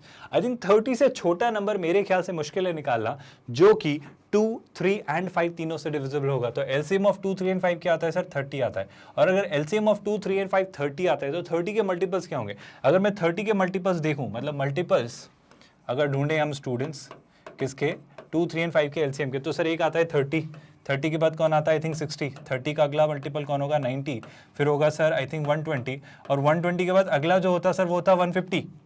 आपको बात समझ आई? लेकिन sir total number of students कितने, 140। तो ये 4 स्टूडेंट्स ऐसे होंगे, ये वो 4 खास स्टूडेंट्स हैं जिन्होंने तीनों सब्जेक्ट्स में एनरोल किया है, फिजिक्स, केमिस्ट्री, मैथ्स तीनों में। तो 60, 30, 90 और 120। मतलब सर अगर आप यहाँ की बात करो, अगर आप इस लिस्ट में बात करो तो 4 स्टूडेंट्स ऐसे भी हैं जिन्होंने फिजिक्स, केमिस्ट्री और मैथ्स तीनों लिया है। आई होप ये बात आपको समझ आ रही है। सर मैं चाह रहा हूँ आपसे कुछ और चीज़ें जानना, बहुत इंटरेस्टिंग सी बात है स्टूडेंट्स, बहुत मज़ेदार सी बात है, ध्यान सुनिएगा। सर आप मुझे बता सकते हो क्या कि ऐसे कितने स्टूडेंट्स हैं जिन्होंने सिर्फ फिजिक्स एंड केमिस्ट्री लिया है? ये कौन से स्टूडेंट्स, दिस एरिया, ये जो रीजन है स्टूडेंट्स, ये जो रीजन है, this is only physics and chemistry. देखो ये है फिजिक्स, केमिस्ट्री एंड मैथ्स तीनों, बट ये जो रीजन मैंने आपके सामने हाईलाइट किया है that belongs to only physics and chemistry. मतलब यहाँ पे जो नंबर आएगा वो स्टूडेंट्स होंगे जिन्होंने फिजिक्स भी लिया होगा एज वेल एज केमिस्ट्री लिया होगा। हालांकि मैथ्स वाले मैंने अलग लिख दिए 4। तो मैं अब इस रीजन की वैल्यू जानना चाह रहा हूँ, इस पूरे रीजन की, है ना। पर इसके लिए मैं जानना चाह रहा हूँ कि सर फिजिक्स एंड केमिस्ट्री वाले कितने हैं। अगर मैंने फिजिक्स और केमिस्ट्री वाले निकाल लिए, हालांकि उसमें मैथ्स वाले भी आ जाएंगे, तो वो मैथ्स वाले 4 हटा दूंगा तो मुझे ये वाला रीजन मिल जाएगा स्टूडेंट्स। आई होप आपको बात समझ आ रही।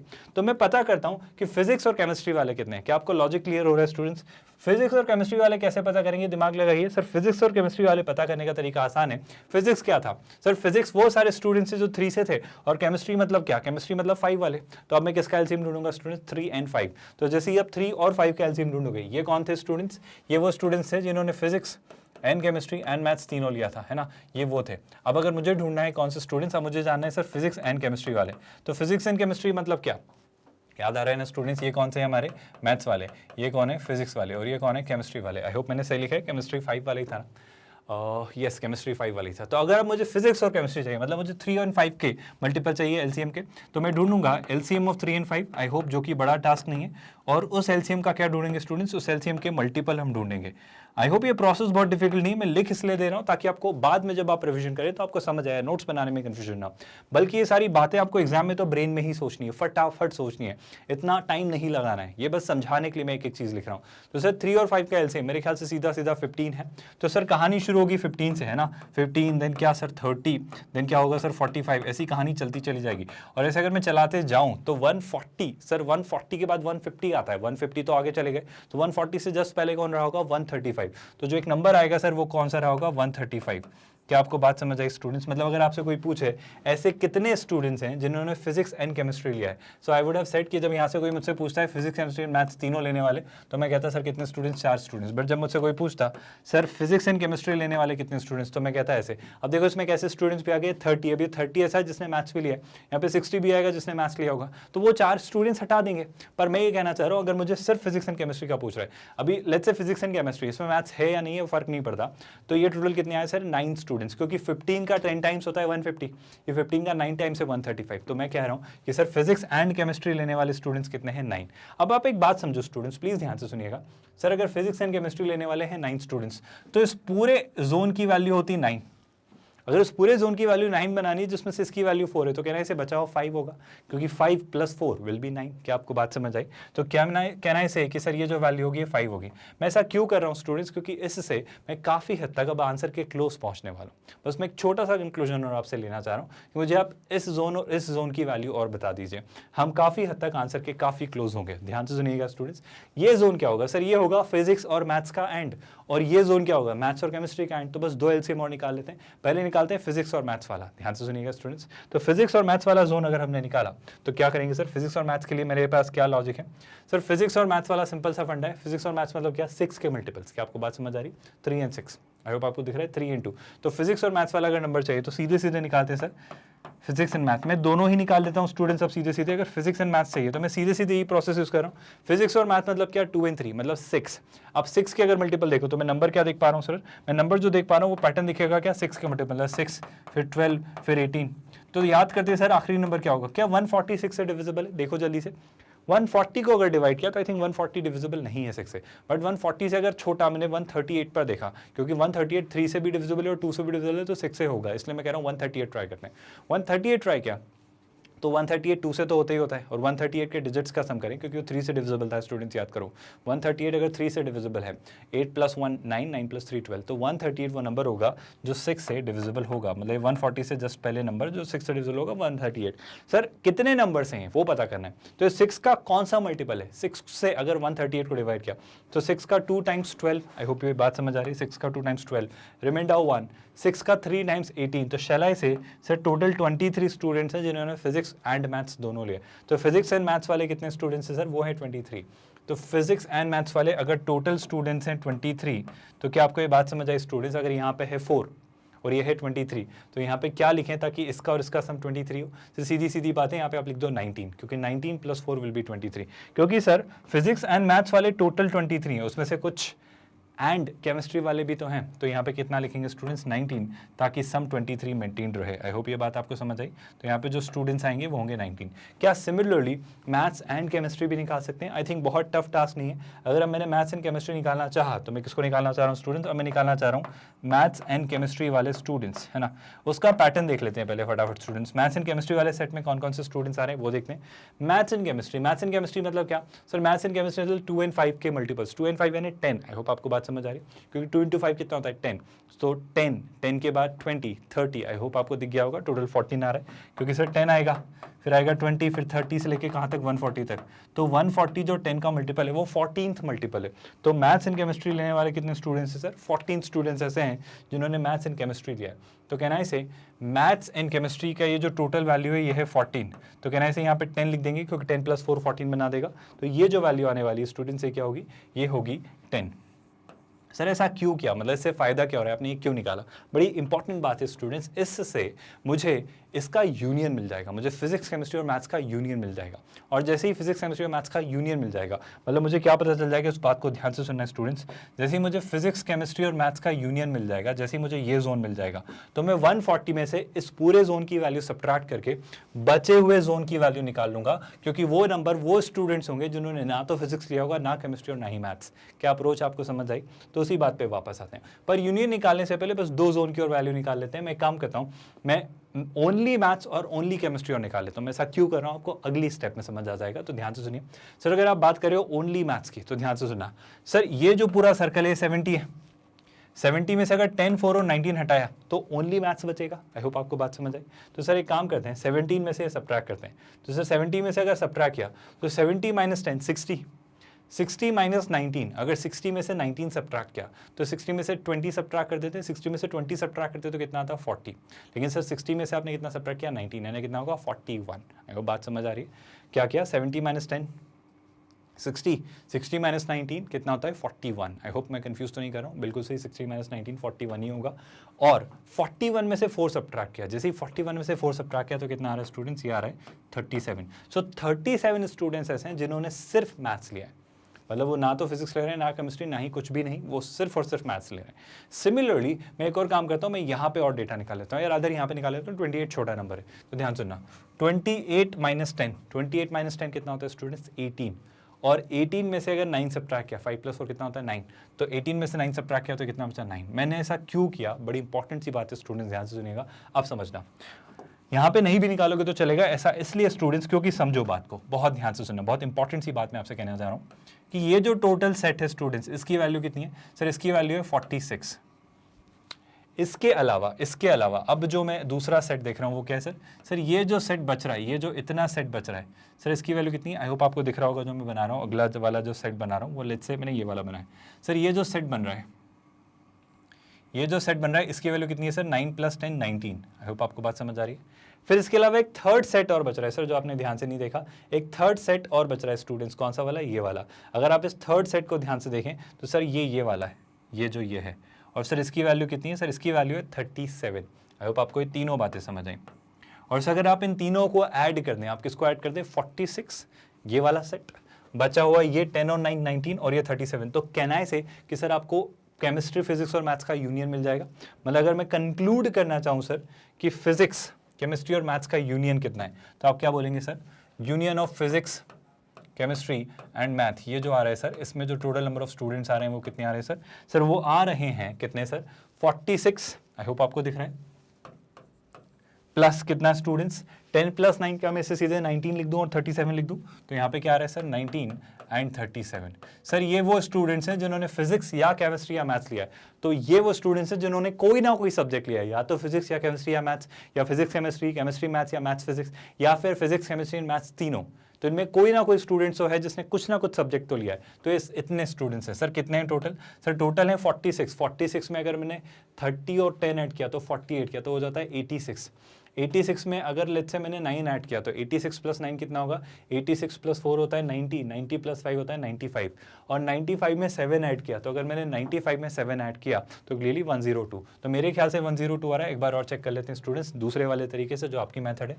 7 + 9 कितना होता है 16, 16 + 6 कितना होता है 22, 22 मतलब 2, कैरी कितना आ रहा है 2, 2 ऐड किया तो 3 + 2 5, 5 + 1 6, 6 + 4 कितना 10, तो ये भी आ रहा है 102, है ना। ये दोनों तरीकों से 102 आपका सम आ रहा है। मतलब sir physics, chemistry and maths, कि फिजिक्स ले लो या केमिस्ट्री ले लो या मैथ्स ले लो, ये लेने वाले हैं 102 स्टूडेंट्स। मतलब मैं आपके सामने बड़ी छोटी सी बात कहना चाह रहा हूँ स्टूडेंट्स कि ये और ये जो जोन है स्टूडेंट्स, ये वाला और ये वाला, ये जो टोटल स्टूडेंट्स हैं, कितने स्टूडेंट्स, ये हैं 102।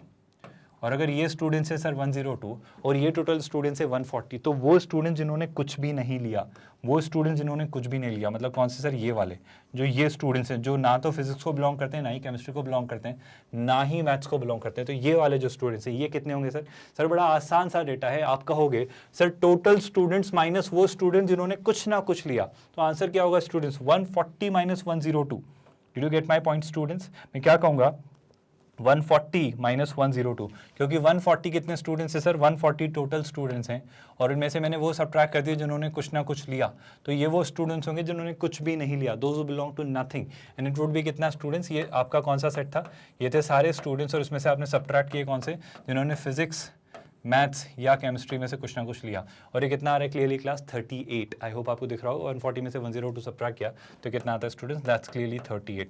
सो सर 38 स्टूडेंट्स डेफिनेटली ऐसे रहेंगे जिन्होंने कुछ भी नहीं लिया होगा, ना ही फिजिक्स, ना ही केमिस्ट्री, ना ही मैथ्स। जैसे हम एग्जाम्पल ले रहे थे स्टूडेंट्स, वो फर्स्ट रोल नंबर वाला स्टूडेंट्स, वो ना तो किसको बिलोंग करता है, मैथ्स को, ना ही फिजिक्स को, ना ही केमिस्ट्री को, क्योंकि वो क्लास में तो है ना, बट उसने तीनों नहीं लिए, उसने कुछ और लिया होगा बट ये तीनों तो नहीं लिए। और हमसे ये तो पूछा जा रहा था number of students who did not opt for any of the 3 courses, तो कहना है से आप मार्क करेंगे ऑप्शन बी। देखो क्वेश्चन बहुत आसान सा था, ये बहुत जल्दी भी किया जा सकता था, बट चूंकि आप अभी सारी चीज़ें समझ रहे हैं, आप इनिशियल स्टेज पर हो, तो बहुत डिटेल्ड, बहुत थरो और बहुत ही कॉम्प्रिहेंसिव एक्सप्लेनेशंस में ले रहा हूँ। एक एक स्टेप आपको क्लियरली समझा रहा हूँ कि देखो मैथ्स कैसे सोचेंगे, फिजिक्स कैसे सोचेंगे, केमिस्ट्री कैसे सोचेंगे, फिर sir maths and physics, physics and chemistry and maths and physics chemistry and maths तीनों कैसे सोचेंगे, एलसीएम वाला खेलता है स्टूडेंट्स। अपार्ट फ्रॉम दैट, अब सर अगर ये पता चल गया है तो इन तीनों का यूनियन कैसे निकालेंगे, है ना, ये भी बात समझ आई। वेन डायग्राम कितना आसान बना देता है चीज़ों को, आई होप ये भी आपको क्लिक हुआ। विद दैट हमने बस ये निकालना चाह रहे थे कि कितने स्टूडेंट्स हैं जिन्होंने कुछ नहीं लिया, तो मैंने कहा टोटल में से एटलीस्ट 1 वाले सब्ट्रैक्ट कर दो। एटलीस्ट 1 मतलब क्या, फिजिक्स केमिस्ट्री और मैथ्स का यूनियन। तो सर सब्ट्रैक्ट किया तो वो मुझे क्या दे देगा, नन, मतलब कोई भी स्टूडेंट जो कुछ भी नहीं ले रहा है ना। तो हम जब भी बात करते हैं स्टूडेंट्स किसकी, हम बात जब भी आपसे कोई पूछे किस तरह की बात पूछे कि सर आप हमें बता दो, क्या कौन सा डेटा सर, आप हमें बता दो ये वाला डेटा कि हमें चाहिए एटलीस्ट 1, है ना, एटलीस्ट 1, तो वो क्या होता है sir, all minus none. I hope आपको ये लाइन समझ आ रही है। तो अगर कोई आपसे नन भी पूछ रहा है कि ऐसे कितने स्टूडेंट्स हैं जिन्होंने कोई भी सब्जेक्ट नहीं लिया है, ऐसे स्टूडेंट जिन्होंने नन ऑफ द सब्जेक्ट्स के लिए ऑप्ट किया है, तो मैं क्या कहूँगा, सर सारे स्टूडेंट्स माइनस वो स्टूडेंट्स जिन्होंने कोई ना कोई सब्जेक्ट तो लिया है, कोई ना कोई सब्जेक्ट के लिए तो ऑप्ट किया है। और कोई ना कोई सब्जेक्ट क्या था स्टूडेंट्स, एटलीस्ट 1 क्या था, यही तो वो यूनियन था। एटलीस्ट 1 तो क्या, या तो फिजिक्स या केमिस्ट्री या मैथ्स, या 2 फिजिक्स केमिस्ट्री मैथ्स केमिस्ट्री, या मैथ्स एंड फिजिक्स, या फिर तीनों, तो वो क्या है, एटलीस्ट 1। और सारे में से अगर एटलीस्ट 1 यानी यूनियन को सब्ट्रैक्ट करेंगे तो क्या मिलेगा, ऐसे स्टूडेंट जिन्होंने कुछ भी नहीं लिया है। क्या बात समझ आए स्टूडेंट्स, ये लाइन बड़ी क्रूशियल है स्टूडेंट्स, इस लाइन को प्लीज़ याद रखिएगा। ये लाइन हम बहुत फ्रीक्वेंटली बहुत बार यूज़ करेंगे, बहुत इंपॉर्टेंट सा रिजल्ट है जो हमारे बहुत काम आएगा। That none will be always all minus at least 1। ये बहुत इंपॉर्टेंट रिजल्ट है जो मैथ्स में बहुत जगह काम आएगा। हम पीएनसी में यूज़ करेंगे, मैथमेटिकल रीजनिंग में यूज़ करेंगे, और भी कई जगह यूज़ करेंगे। तो इस रिजल्ट को प्लीज़ याद रखिएगा। विद दैट स्टूडेंट्स बढ़ते हैं आगे नेक्स्ट क्वेश्चन की तरफ। तो क्वेश्चन नंबर 3 ट्राई करेंगे स्टूडेंट्स। अगेन हमारा जैसा प्रोटोकॉल है, before I solve this question मैं चाहूँगा कि आप ट्राई करें। अगेन जेईई मेंस 2019 में पूछा हुआ एक शानदार सा एक क्वेश्चन है, एक बार खुद से ज़रूर ट्राई करिए और समझिए क्या आप इसे कर पा रहे हैं। अगर नहीं भी होता है तो कोई बात नहीं, बट एक बार ट्राई ज़रूर करिए, देखिए हो पाता है या नहीं स्टूडेंट्स। आई होप आपने एक क्वेश्चन अटेम्प्ट किया, हुआ या नहीं हुआ एक अलग मसला है, ट्राई करना जरूरी बात है। देखो इसको सॉल्व करने से पहले एक छोटा सा आइडिया डेवलप करते हैं, सुनिएगा ध्यान से। एक फॉर्मूला है जो अभी तक आपने नहीं पढ़ा है, ये हम तब पढ़ेंगे जब हम इनवर्स ट्रिग्नोमेट्रिक फंक्शंस चैप्टर पढ़ेंगे। बट फिलहाल के लिए इसे ऐसे समझो स्टूडेंट्स कि जब भी आपके पास ऐसा कुछ एक्सप्रेशन दिखे, मान लो आपके पास दिखता है let's say tan inverse x plus tan inverse y, अगर ऐसा कुछ आपको दिखता है स्टूडेंट्स तो आप इसे लिख सकते हो।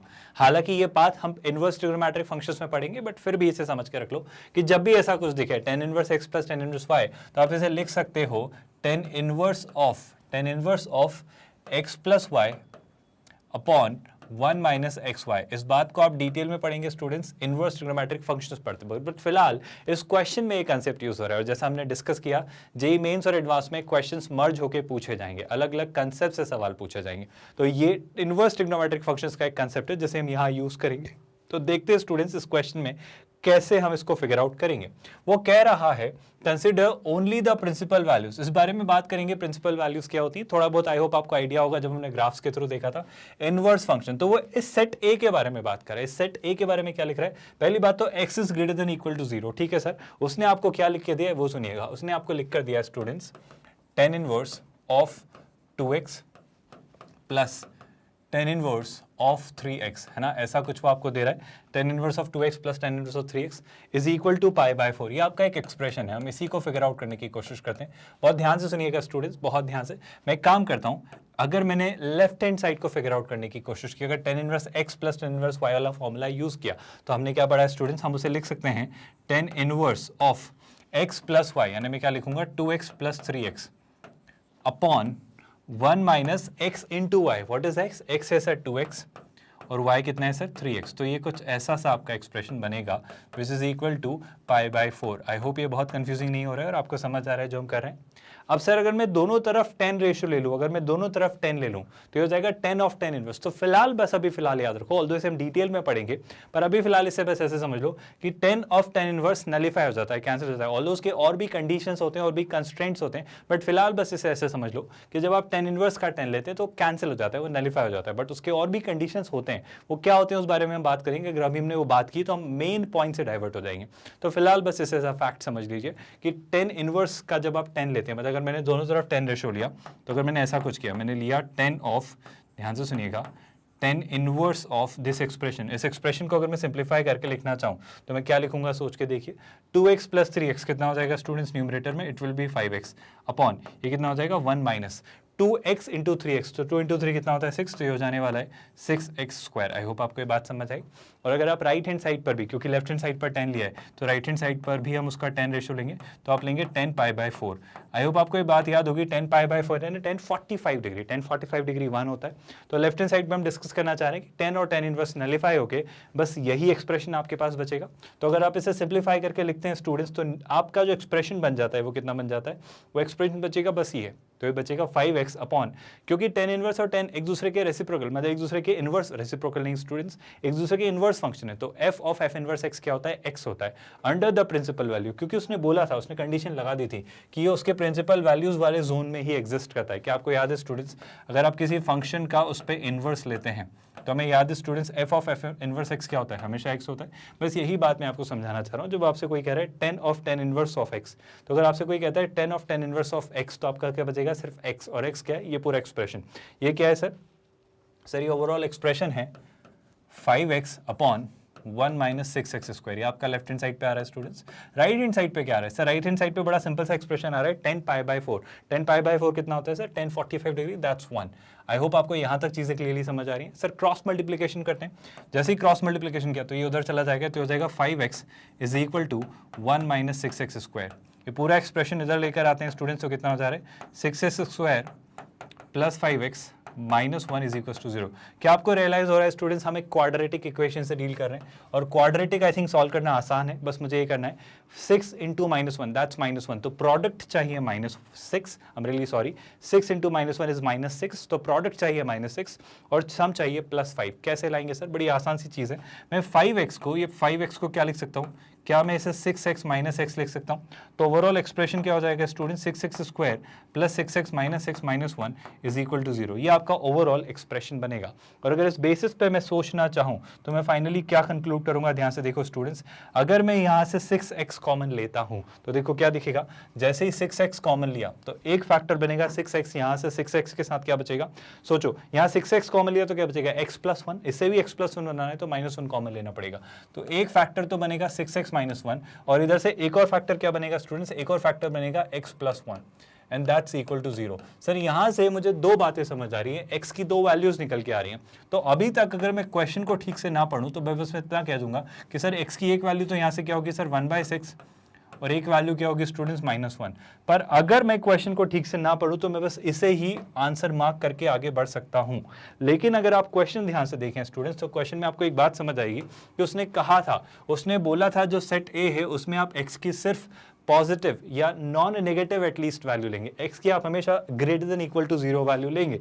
लेकिन सर आपके पास जो x की यहाँ पर वैल्यू आ रही है वो 1/6 और -1 आ रही है, तो शैल आई से ऑन दैट बेसिस चूंकि जो x होता है सर वो नॉन नेगेटिव होता है, इसलिए आप -1 को डिस्कार्ड कर देंगे और इसलिए आप x की कौन सी वैल्यू लेंगे, सिर्फ 1/6।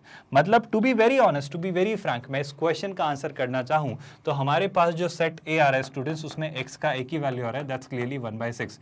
और क्या आपको याद है स्टूडेंट्स, हमने सेट्स की डेफिनेशन पढ़ते वक्त पढ़ा था कि अगर किसी सेट में सिर्फ एक ही एलिमेंट हो तो उस सेट को हम क्या कहते हैं, उसे हम कहते हैं एक singleton set. Basically singleton set वो होता है स्टूडेंट्स जिस सेट में ओनली वन एलिमेंट हो। So if it has only one element then इस सेट को हम क्या कहेंगे स्टूडेंट्स, ऐसा set is called a singleton set. I hope ये डेफिनेशन आपको याद रहेगी और यहाँ तक कोई कंफ्यूजन या क्वेरी नहीं है, और क्वेश्चन नंबर 3 क्लियरली इजीली समझ आया।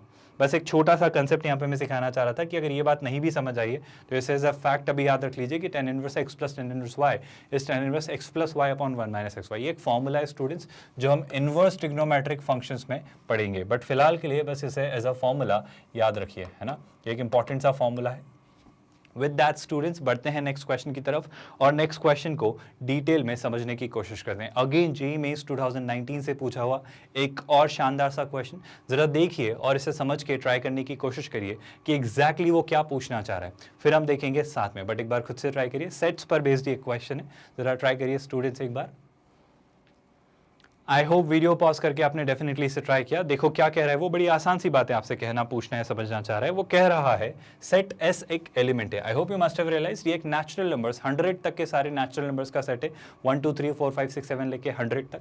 फिर वो कह रहा है the number of non empty, तो नॉन एम्प्टी सबसेट्स ऑफ ए, मतलब एस के कुछ नॉन एम्प्टी सबसेट्स हैं, मतलब एस के कुछ नॉन एम्प्टी सबसेट्स हैं। कैसे सर?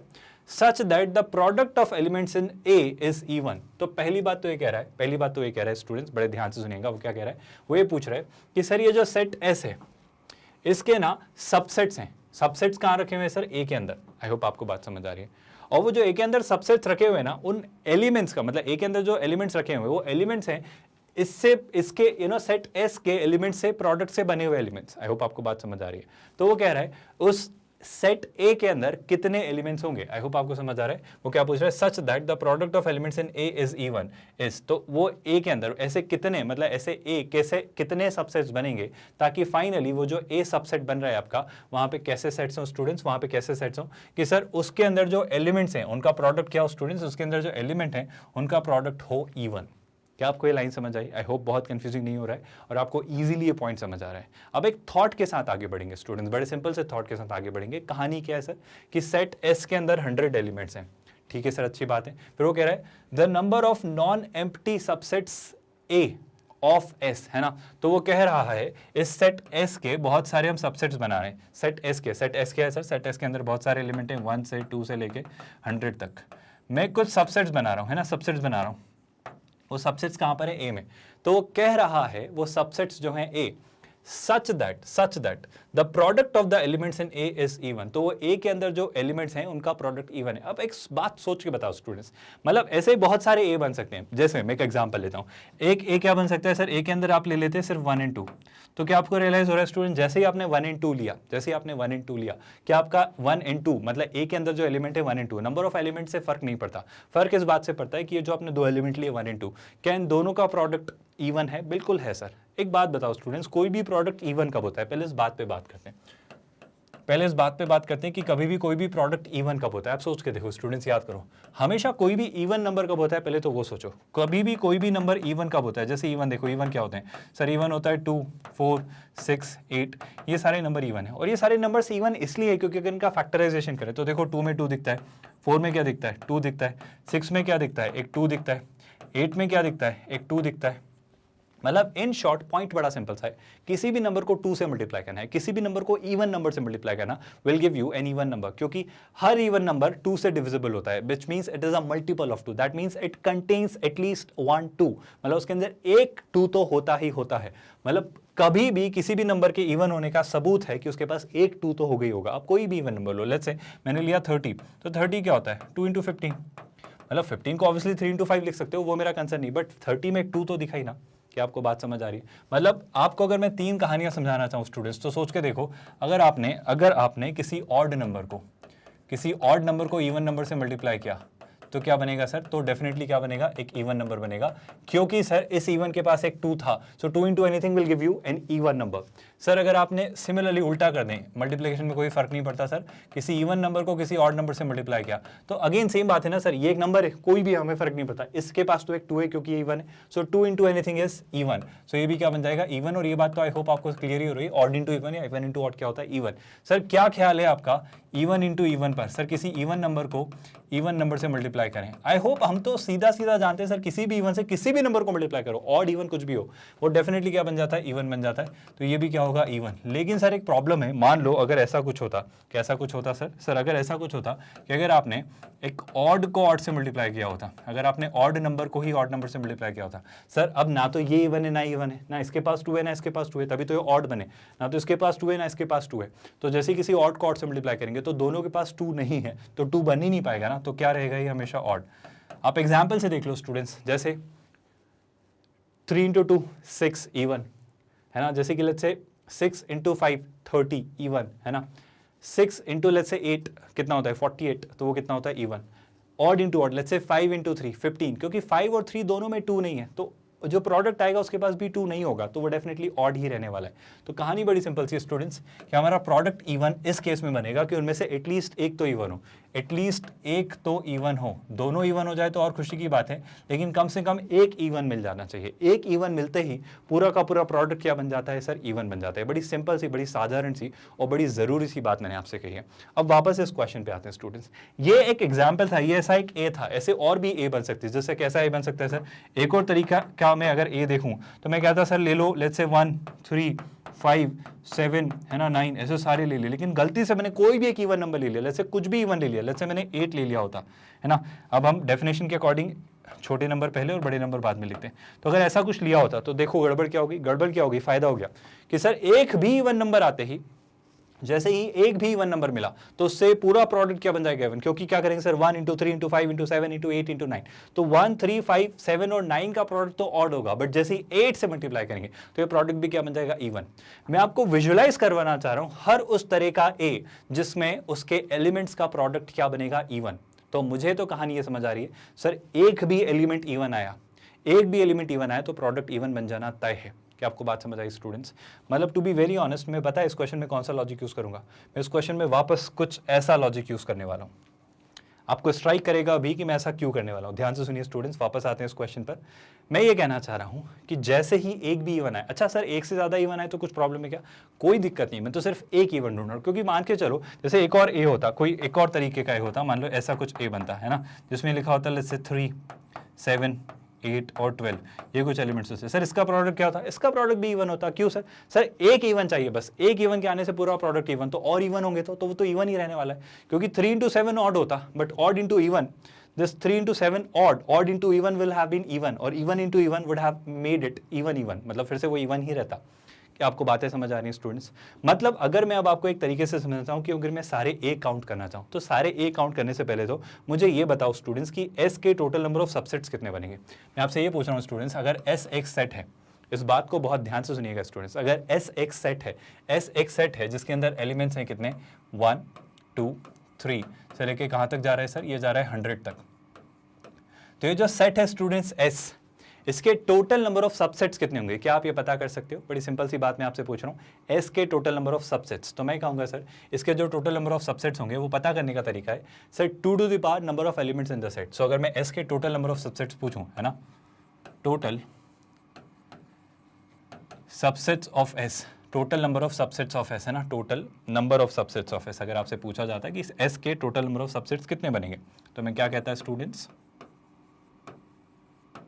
मैं कहता 2 to the power number of elements in S, और sir number of elements in S कितना है सर 100, तो वो बनते हैं 2 टू द पावर 100। तो सर एस के total 2 to the power 100 subsets बनते हैं। क्या आपको बात समझ आई स्टूडेंट्स? मतलब कुछ भी बन रहे होते हैं 1 2 3 अलोन, या फिर 1 2 2 3 या 1 3 1 5 ऐसे, या फिर सर 1 3 5 1 5 7 ऐसे। तो सोच के देखो स्टूडेंट्स, इतने सारे सबसेट्स बनते हैं जो हम सोच भी नहीं सकते, इतने सारे, अनइमेजिनेबल, बहुत सारे बनते। पर पॉइंट ये है स्टूडेंट्स कि इनमें ऑब्वियसली कैसे सबसेट्स होंगे, मैं एक इमेजिनेशन देना चाहता हूँ कि देखो कैसे कैसे सबसेट्स होंगे। मैं एक अलग अलग तरीके के सबसेट देना चाहता हूँ। जैसे मान लो 2 की पावर 100 में कैसा सबसेट होगा सर, एक सबसेट होगा जैसे उसमें लिखा होगा 1 3 5, सर एक सबसेट होगा जैसे उसमें लिखा होगा 2 4, कुछ भी होगा, मतलब कितने भी एलिमेंट्स हो सकते हैं। जैसे सर एक सबसेट होगा उसमें लिखा होगा 1 3 8, है ना। सर एक सबसेट होगा जैसे उसमें लिखा होगा क्या सर 2, वैसे लेट्स से ले लेते हैं क्या 3 7 और लेट्स से 11, ऐसे कुछ भी होंगे sir, 3 element 4 element 5 element 1 element 7 element 100 element, कुछ भी होगा। पर एक बात समझो स्टूडेंट्स, अगर मैं इनके प्रोडक्ट्स ऑब्जर्व करूं, तो देखो 1 3 5, सो ऑड इंटू ऑड, तो ये प्रोडक्ट क्या बनेगा सर, ये प्रोडक्ट बनेगा ऑड। सर इसका प्रोडक्ट देखें तो एक भी इवन आने से वो प्रोडक्ट इवन हो जाता है, इवन इंटू इवन, ये प्रोडक्ट क्या बनना तय है सर, इसका प्रोडक्ट इवन बनना तय है। सर इसका प्रोडक्ट क्या बनेगा सर, 1 इंटू 3 तो ऑड होता, बट ये जैसे इवन आता है तो इसकी वजह से क्या हो जाता है, इवन हो जाता है। बहुत ध्यान से सुनना क्लास, एक पैटर्न दिखाना चाह रहा हूं और यही आपको क्वेश्चन के सॉल्यूशन की तरफ लीड करेगा। 3 7 11, सर तीनों ऑड है, ऑड इंटू ऑड, एक भी इवन नहीं है, तो ये प्रोडक्ट बनना क्या तय है सर, प्रोडक्ट ऑड बनना तय है। मैं आपसे एक छोटी सी बात कहना चाह रहा हूं स्टूडेंट्स, सर कोई भी ऐसा सेट, ये लाइन बड़ी ध्यान से सुनना, सर कोई भी ऐसा सेट जिसके अंदर सिर्फ अगर सारे ऑड एलिमेंट्स हों तो वो प्रोडक्ट ऑड ही रहता है। ये लाइन सुनिए आपने, अगर कोई भी ऐसा सेट मैं चुनूं, एक ऐसा सेट चुनूं जिसके अंदर जो एलिमेंट्स हैं वो सारे ऑड एलिमेंट्स हैं, वो नंबर ऑफ एलिमेंट्स जो हैं, वो जो एलिमेंट्स हैं जैसे 1 3 ये लिया आपने 3 7 तो ये जो एलिमेंट्स हैं जो ऑड हैं, नंबर ऑफ एलिमेंट्स ऑड नहीं है स्टूडेंट्स, वो नहीं कह रहा हूँ मैं। अगर 4 भी होते, मान लो अगर एक ऐसा सेट होता, क्या होता सर, लेट्स से होता 3 7 11 और लेट्स से होता 15, तो नंबर ऑफ एलिमेंट्स 4 हैं, उसकी बात नहीं कर रहा हूँ मैं, एलिमेंट्स की बात कर रहा हूँ कि एलिमेंट्स सारे अगर ऑड हैं तो इनका प्रोडक्ट ऑड होना तय है। मतलब बहुत ध्यान से सुनना स्टूडेंट्स, बहुत ध्यान से सुनना, जब आप सबसेट्स ढूंढोगे, जब आप एस के आप सबसेट्स ढूंढोगे जो कि क्या बनेंगे सर, ए, है ना, वो अलग अलग तरीके के बनेंगे, तो वो कैसे कैसे सबसेट बनेंगे सर, या तो उनका प्रोडक्ट क्या होगा सर, ऑड, या फिर उनका प्रोडक्ट क्या होगा, इवन। मुझे ये बताओ स्टूडेंट्स की ऑड प्रोडक्ट कब आएगा सर, ऑड प्रोडक्ट तब आता है जब सारे एलिमेंट्स ऑड होते हैं, जब सारे एलिमेंट्स ऑड होते हैं, बहुत ध्यान सुनना।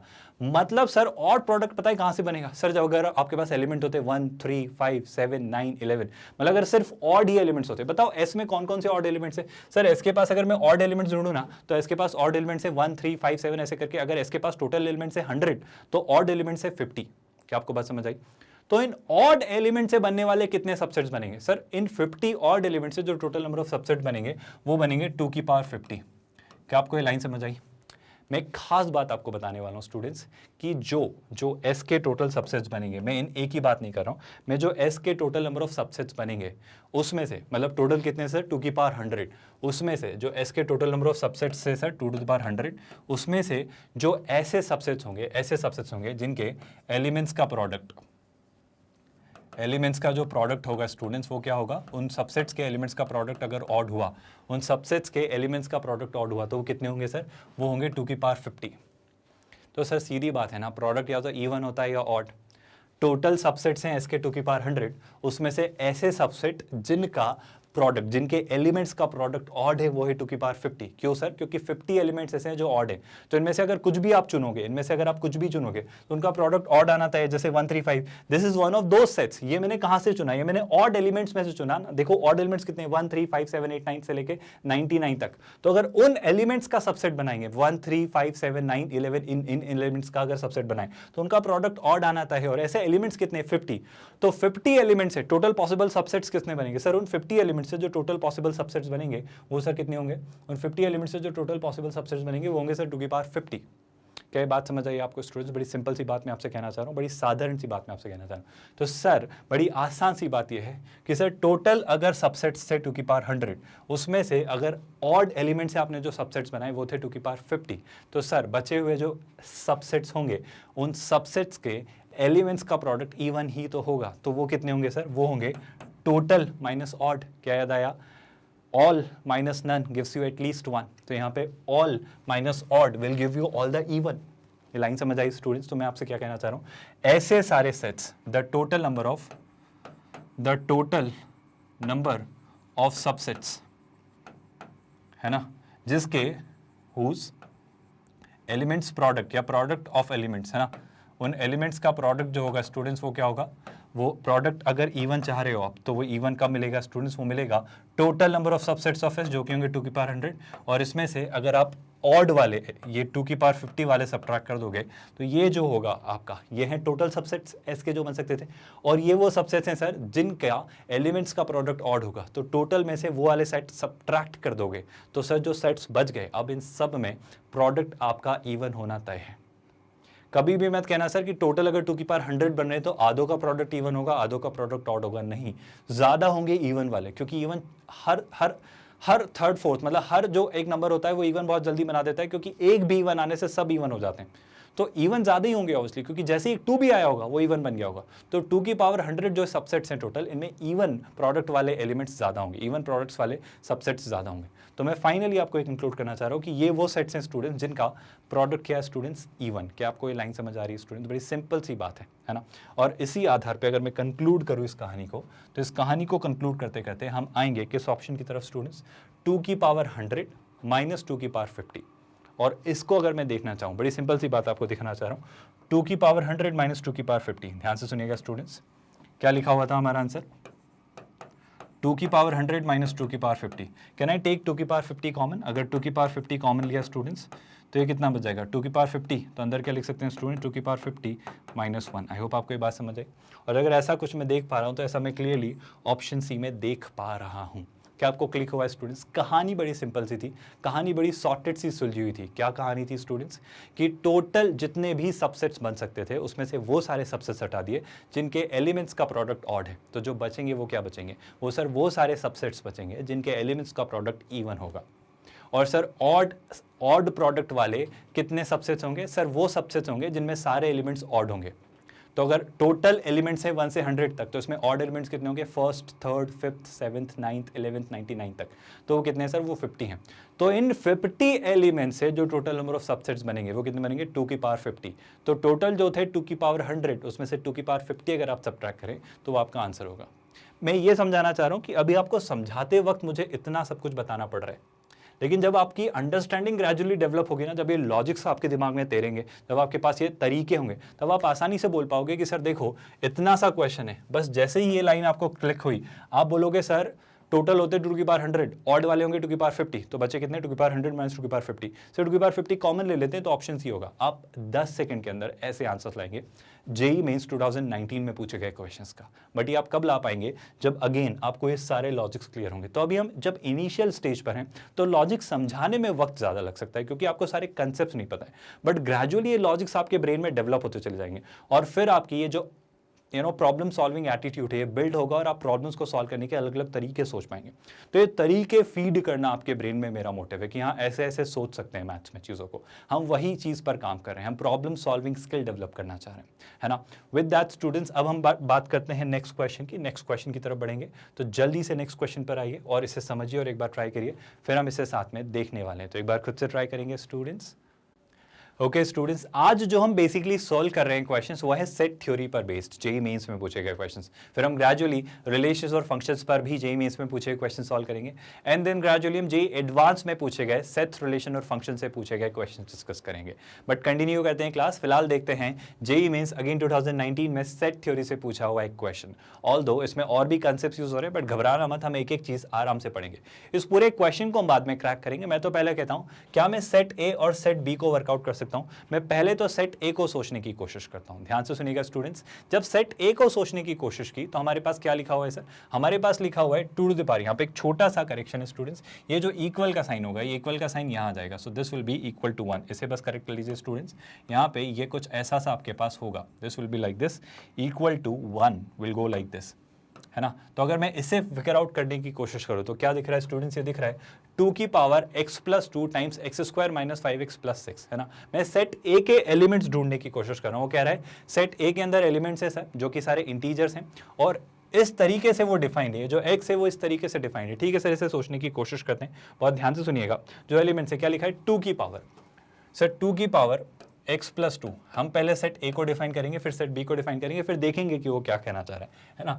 x plus 2 into x square minus 5x plus 6, फिर क्या लिखा हुआ है स्टूडेंट्स? वो लिखा हुआ है x square minus 5x plus 6 और इसके इक्वल में हमें क्या लिख के दिया है? 1। क्या थोड़ी देर के लिए मैं 1 को सिंप्लीफाई करने के लिए ऐसा लिख सकता हूँ स्टूडेंट्स? मैं 1 को 2 की पावर 0 लिख सकता हूँ स्टूडेंट्स।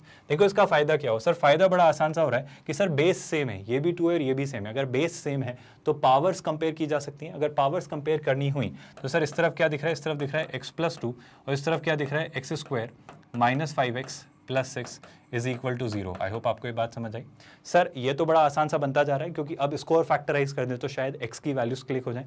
सर x की बड़ी आसान सी वैल्यू दिखेंगी, x square minus 5x plus 6। अगर splitting the middle term use करें तो मैं इसको माइनस 2x माइनस 3x लिख सकता हूँ आई थिंक, क्योंकि sir minus 2 into minus 3 plus 6 और सम हो जाएगा माइनस 5, तो ये हो जाएगा x square minus 2x minus 3x plus 6, है ना। कुछ ऐसा सा हमें दिख रहा है। सर अगर इस वाले पार्ट को ऐसे ही रखें और ये वाला पार्ट क्या दिख रहा है सर? एक्स प्लस 2, इसे हम ऐसे ही रखते हैं, is equal to 0। I hope यहाँ तक आपको बातें समझ आई। इसी को अगर मैं कंटिन्यू करूँ तो एक फैक्टर तो x प्लस 2 होना तय है। सर यहाँ से क्या बनेगा? ध्यान से देखो स्टूडेंट्स, अगर यहाँ से मैंने x कॉमन लिया तो एक फैक्टर क्या बन जाएगा सर? x माइनस 2, है ना। और जैसे ही x माइनस 2 फैक्टर बना तो यहाँ भी x माइनस 2 बनाना है तो मैं माइनस 3 कॉमन ले लूंगा, तो यहाँ से x, यहाँ से माइनस 3, तो यहाँ से एक और फैक्टर बनेगा x minus 3 is equal to 0। Sir 3 products मतलब 3 टर्म्स का जो प्रोडक्ट है वो 0 है, मतलब वो तीनों या तो एक एक करके 0 होंगे या दो 0 होंगे या तीनों 0 होंगी। तो मेरा कंक्लूजन ये कहता है कि सर एक एक करके तीनों को 0 रखते हैं। x प्लस 2 को 0 रखा था, यहाँ से वैल्यू आ रही है x की क्या? माइनस 2। x माइनस 2 को 0 के इक्वल रखा तो x की वैल्यू 2 और x माइनस 3 को 0 के इक्वल रखा तो x की वैल्यू 3। तो सर सेट A में जो x के जो एलिमेंट्स सेटिस्फाई करेंगे इस पर्टिकुलर फिगर को, इस पर्टिकुलर एक्सप्रेशन को, तो मेरे अकॉर्डिंग जो सेट A आता है सर, मेरी कैलकुलेशन के अकॉर्डिंग जो सेट A आता है सर, उसमें कौन कौन से एलिमेंट्स आ रहे हैं सर, अब भी जस्ट हमने निकाले। सेट A के अंदर -2 +2 और 3 ये 3 एलिमेंट्स आ रहे हैं। तो कौन कौन से सर, -2 +2 और 3। सो set A has these 3 elements. I hope यहाँ तक कोई कंफ्यूजन या डाउट नहीं है। सर सेट B को फिगर आउट करते हैं। Now what will be the set B? Sir set B again x सारे इंटीजर्स ले सकता है, कहाँ से कहाँ के बीच में सर, सारे इंटीजर्स ले सकता है। Mind you this Z set, Z का क्या मतलब होता है सर, Z का मतलब होता है ऑल द इंटीजर्स। याद है स्टूडेंट्स, हमने नंबर थ्योरी पढ़ते वक्त, नंबर्स को एक्सप्लोर करते वक्त देखा था कि सारे इंटीजर्स के सेट को आप किससे डिनोट करेंगे, सारे इंटीजर्स के सेट को डिनोट करने का तरीका होता है Z। तो वो ये कह रहा है कि सारे इंटीजर्स, x सारी इंटीग्रल वैल्यू ले रहा है जिसमें वो इस कंडीशन को सेटिस्फाई करता है कि 2x - 1 -3 से 9 के बीच लाई करता है। इसी को पार्ट को सॉल्व करते हैं स्टूडेंट्स। क्या कह रहा है वो सर, वो कह रहा है x की सारी integral value such that 2x - 1 जो है आपका, 2x - 1 जो है आपका -3 से 9 के बीच है।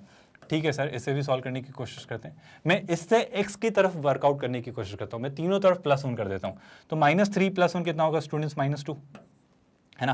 ये कितना हो जाएगा, +1 किया तो -1 कैंसिल तो 2x, और 9 + 1 कितना होता है स्टूडेंट्स, वो हो जाता है 10। सर तीनों तरफ +2 से डिवाइड किया, पॉजिटिव वैल्यू तो साइन पर कोई इंपैक्ट नहीं पड़ेगा, तो +2 से डिवाइड किया तो -1, यहाँ पे +2 से डिवाइड किया तो x, और यहाँ पे +2 से डिवाइड किया तो 5।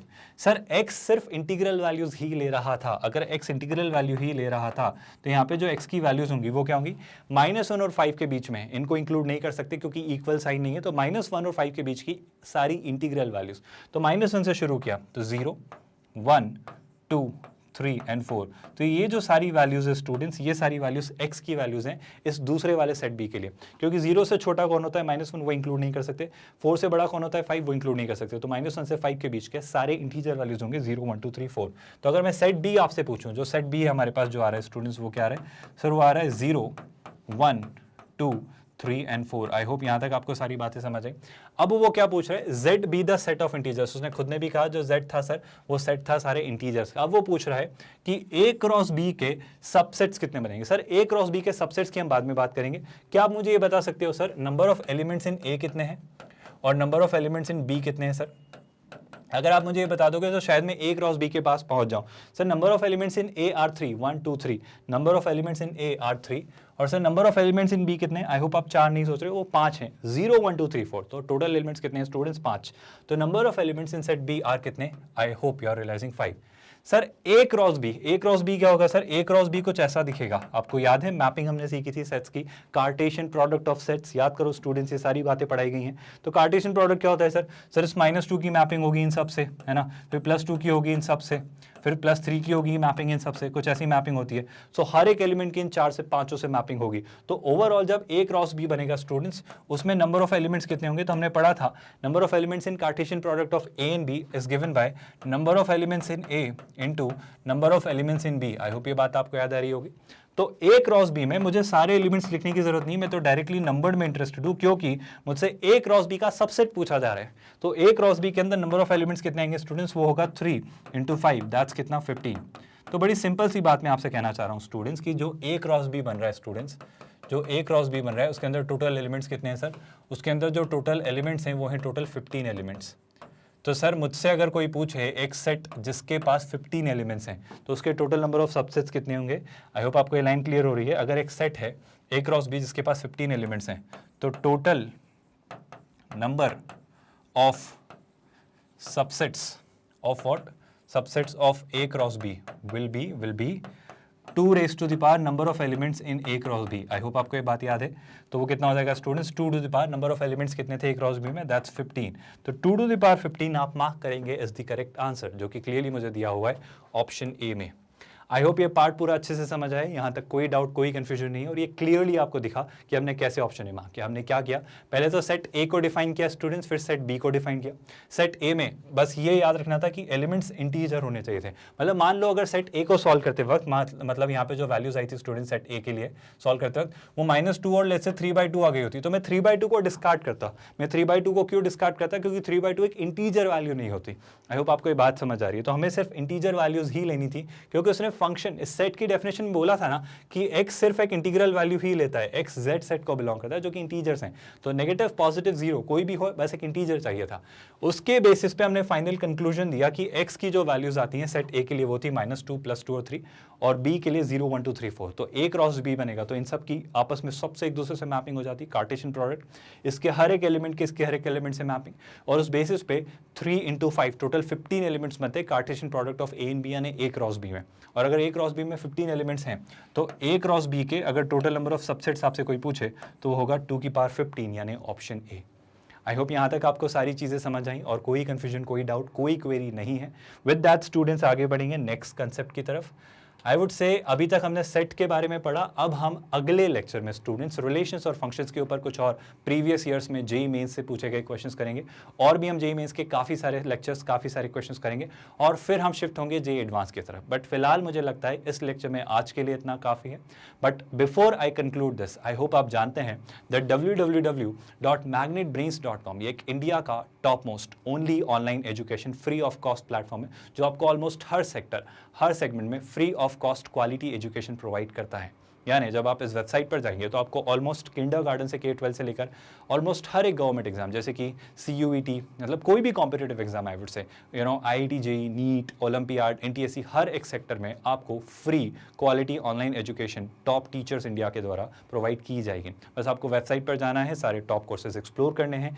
जैसे ही आप जाएंगे यहाँ पर आप हमारे सारे कोर्सेज एक्सप्लोर कर सकते हैं। फॉर एग्जाम्पल IIT JEE पर क्लिक करेंगे तो फिजिक्स, केमिस्ट्री, मैथ्स आपके लेक्चर आएंगे। फॉर एग्जाम्पल अगर आप मैथ्स पर वॉच नाउ पर क्लिक करते हैं तो पूरा का पूरा मैथ्स आपके सामने ओपन हो जाएगा, मतलब मैथ्स के लेक्चर्स आपको चैप्टर वाइज दिखेंगे। जैसे अभी सेट्स, रिलेशन इन फंक्शन चल रहा है तो इसके सारे लेक्चर्स आप देख सकते हैं, सारे लेक्चर्स, सारी DPPs, उनके PDFs, उनके वीडियो सोल्यूशन, सारे प्रैक्टिस क्वेश्चंस, उसके बाद अभी जो हमने सेशन शुरू किए हैं वो कौन से स्टूडेंट्स हैं, प्रीवियस ईयर्स क्वेश्चंस, सब कुछ प्रॉपर्ली अरेंज्ड दिखेगा।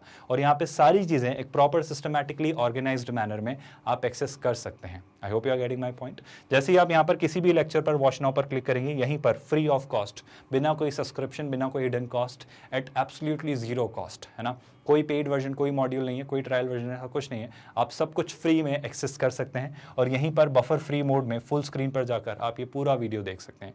बाय द वे यही की यही सारी की सारी चीज़ें, सेम चीज़ें हमारे यूट्यूब चैनल पर भी रेप्लिकेट होती हैं। तो जो मैग्नेट ब्रेन्स का चैनल है IIT JEE नीट के लिए, that is magnet brains IIT JEE NEET, हमारे यूट्यूब चैनल पर भी ये सारी चीज़ें रेप्लिकेट होती हैं। वहाँ पर भी आप सारी चीज़ें फ्री ऑफ कॉस्ट, बिना कोई चार्ज के, बिना कोई पेड वर्जन के, बिना कोई सब्सक्रिप्शन के आसानी से देख सकते हैं और सारी चीज़ें वहाँ भी एंजॉय कर सकते हैं। So the most important part students, ये एक free of cost online quality education platform जो कि आपकी पूरी IIT JEE नीट की तैयारी को फ्री ऑफ कॉस्ट, है ना, करवाता है। पूरे के पूरे पैकेज, पूरा प्रोग्राम, पूरा कोर्स आपको मिलता है, जिसके साथ इतनी सारी चीज़ें सब कुछ मिलती हैं। आई होप इन वीडियो से आप काफ़ी कुछ सीख रहे हैं, इनसे काफ़ी कुछ आपकी मदद हो रही है और इनको काफ़ी आप ज़्यादा एंजॉय और पसंद कर रहे हैं। तो एक छोटी सी चीज़ ज़रूर करिए स्टूडेंट्स कि इन वीडियोस को लाइक करते रहिए, so that we feel acknowledged और हमारा काम चलता रहे और हमारी बात बनती रहे कि हाँ, हम सही डायरेक्शन में आपके लिए एफर्ट्स डाल रहे हैं। Along with that students, channel पर बहुत सारी नई एक्टिविटीज़ होती रहती हैं। कभी आप टाइम टेबल को लेकर इन्फॉर्मेशन पाते हैं, कभी आपको चैनल से एग्जाम से रिलेटेड कोई नोटिफिकेशन मिलता है, कभी आपको चैनल पर होने वाली अलग अलग एक्टिविटीज़ जिसमें हम बहुत सारी एक्स्ट्रा चीज़ें भी आपके लिए रिवील डिस्कस करते हैं। तो इस सारी चीज़ों से अपडेटेड रहने के लिए, उन सारी चीज़ों को लेकर आप अप्राइज्ड रहें, उसके लिए चैनल को सब्सक्राइब करके रखिए ताकि आपको हमेशा नोटिफिकेशंस मिलते रहें और आप हमेशा हर चीज़ देखते रहें और आपको सब कुछ पता रहे। अलॉन्ग विद दैट स्टूडेंट्स, चूंकि ये एक free of cost online education platform है जो काफ़ी सारे स्टूडेंट्स की हेल्प कर सकता है, तो इसे ज़्यादा से ज़्यादा लोगों तक पहुँचाने में हमारी हेल्प कीजिए ताकि हम ज़्यादा से ज़्यादा लोगों को सर्व कर पाएँ और ज़्यादा से ज़्यादा लोग इस free of cost online education platform का बेनिफिट उठा पाएँ। With that, students, we are calling it a day. Thank you so much.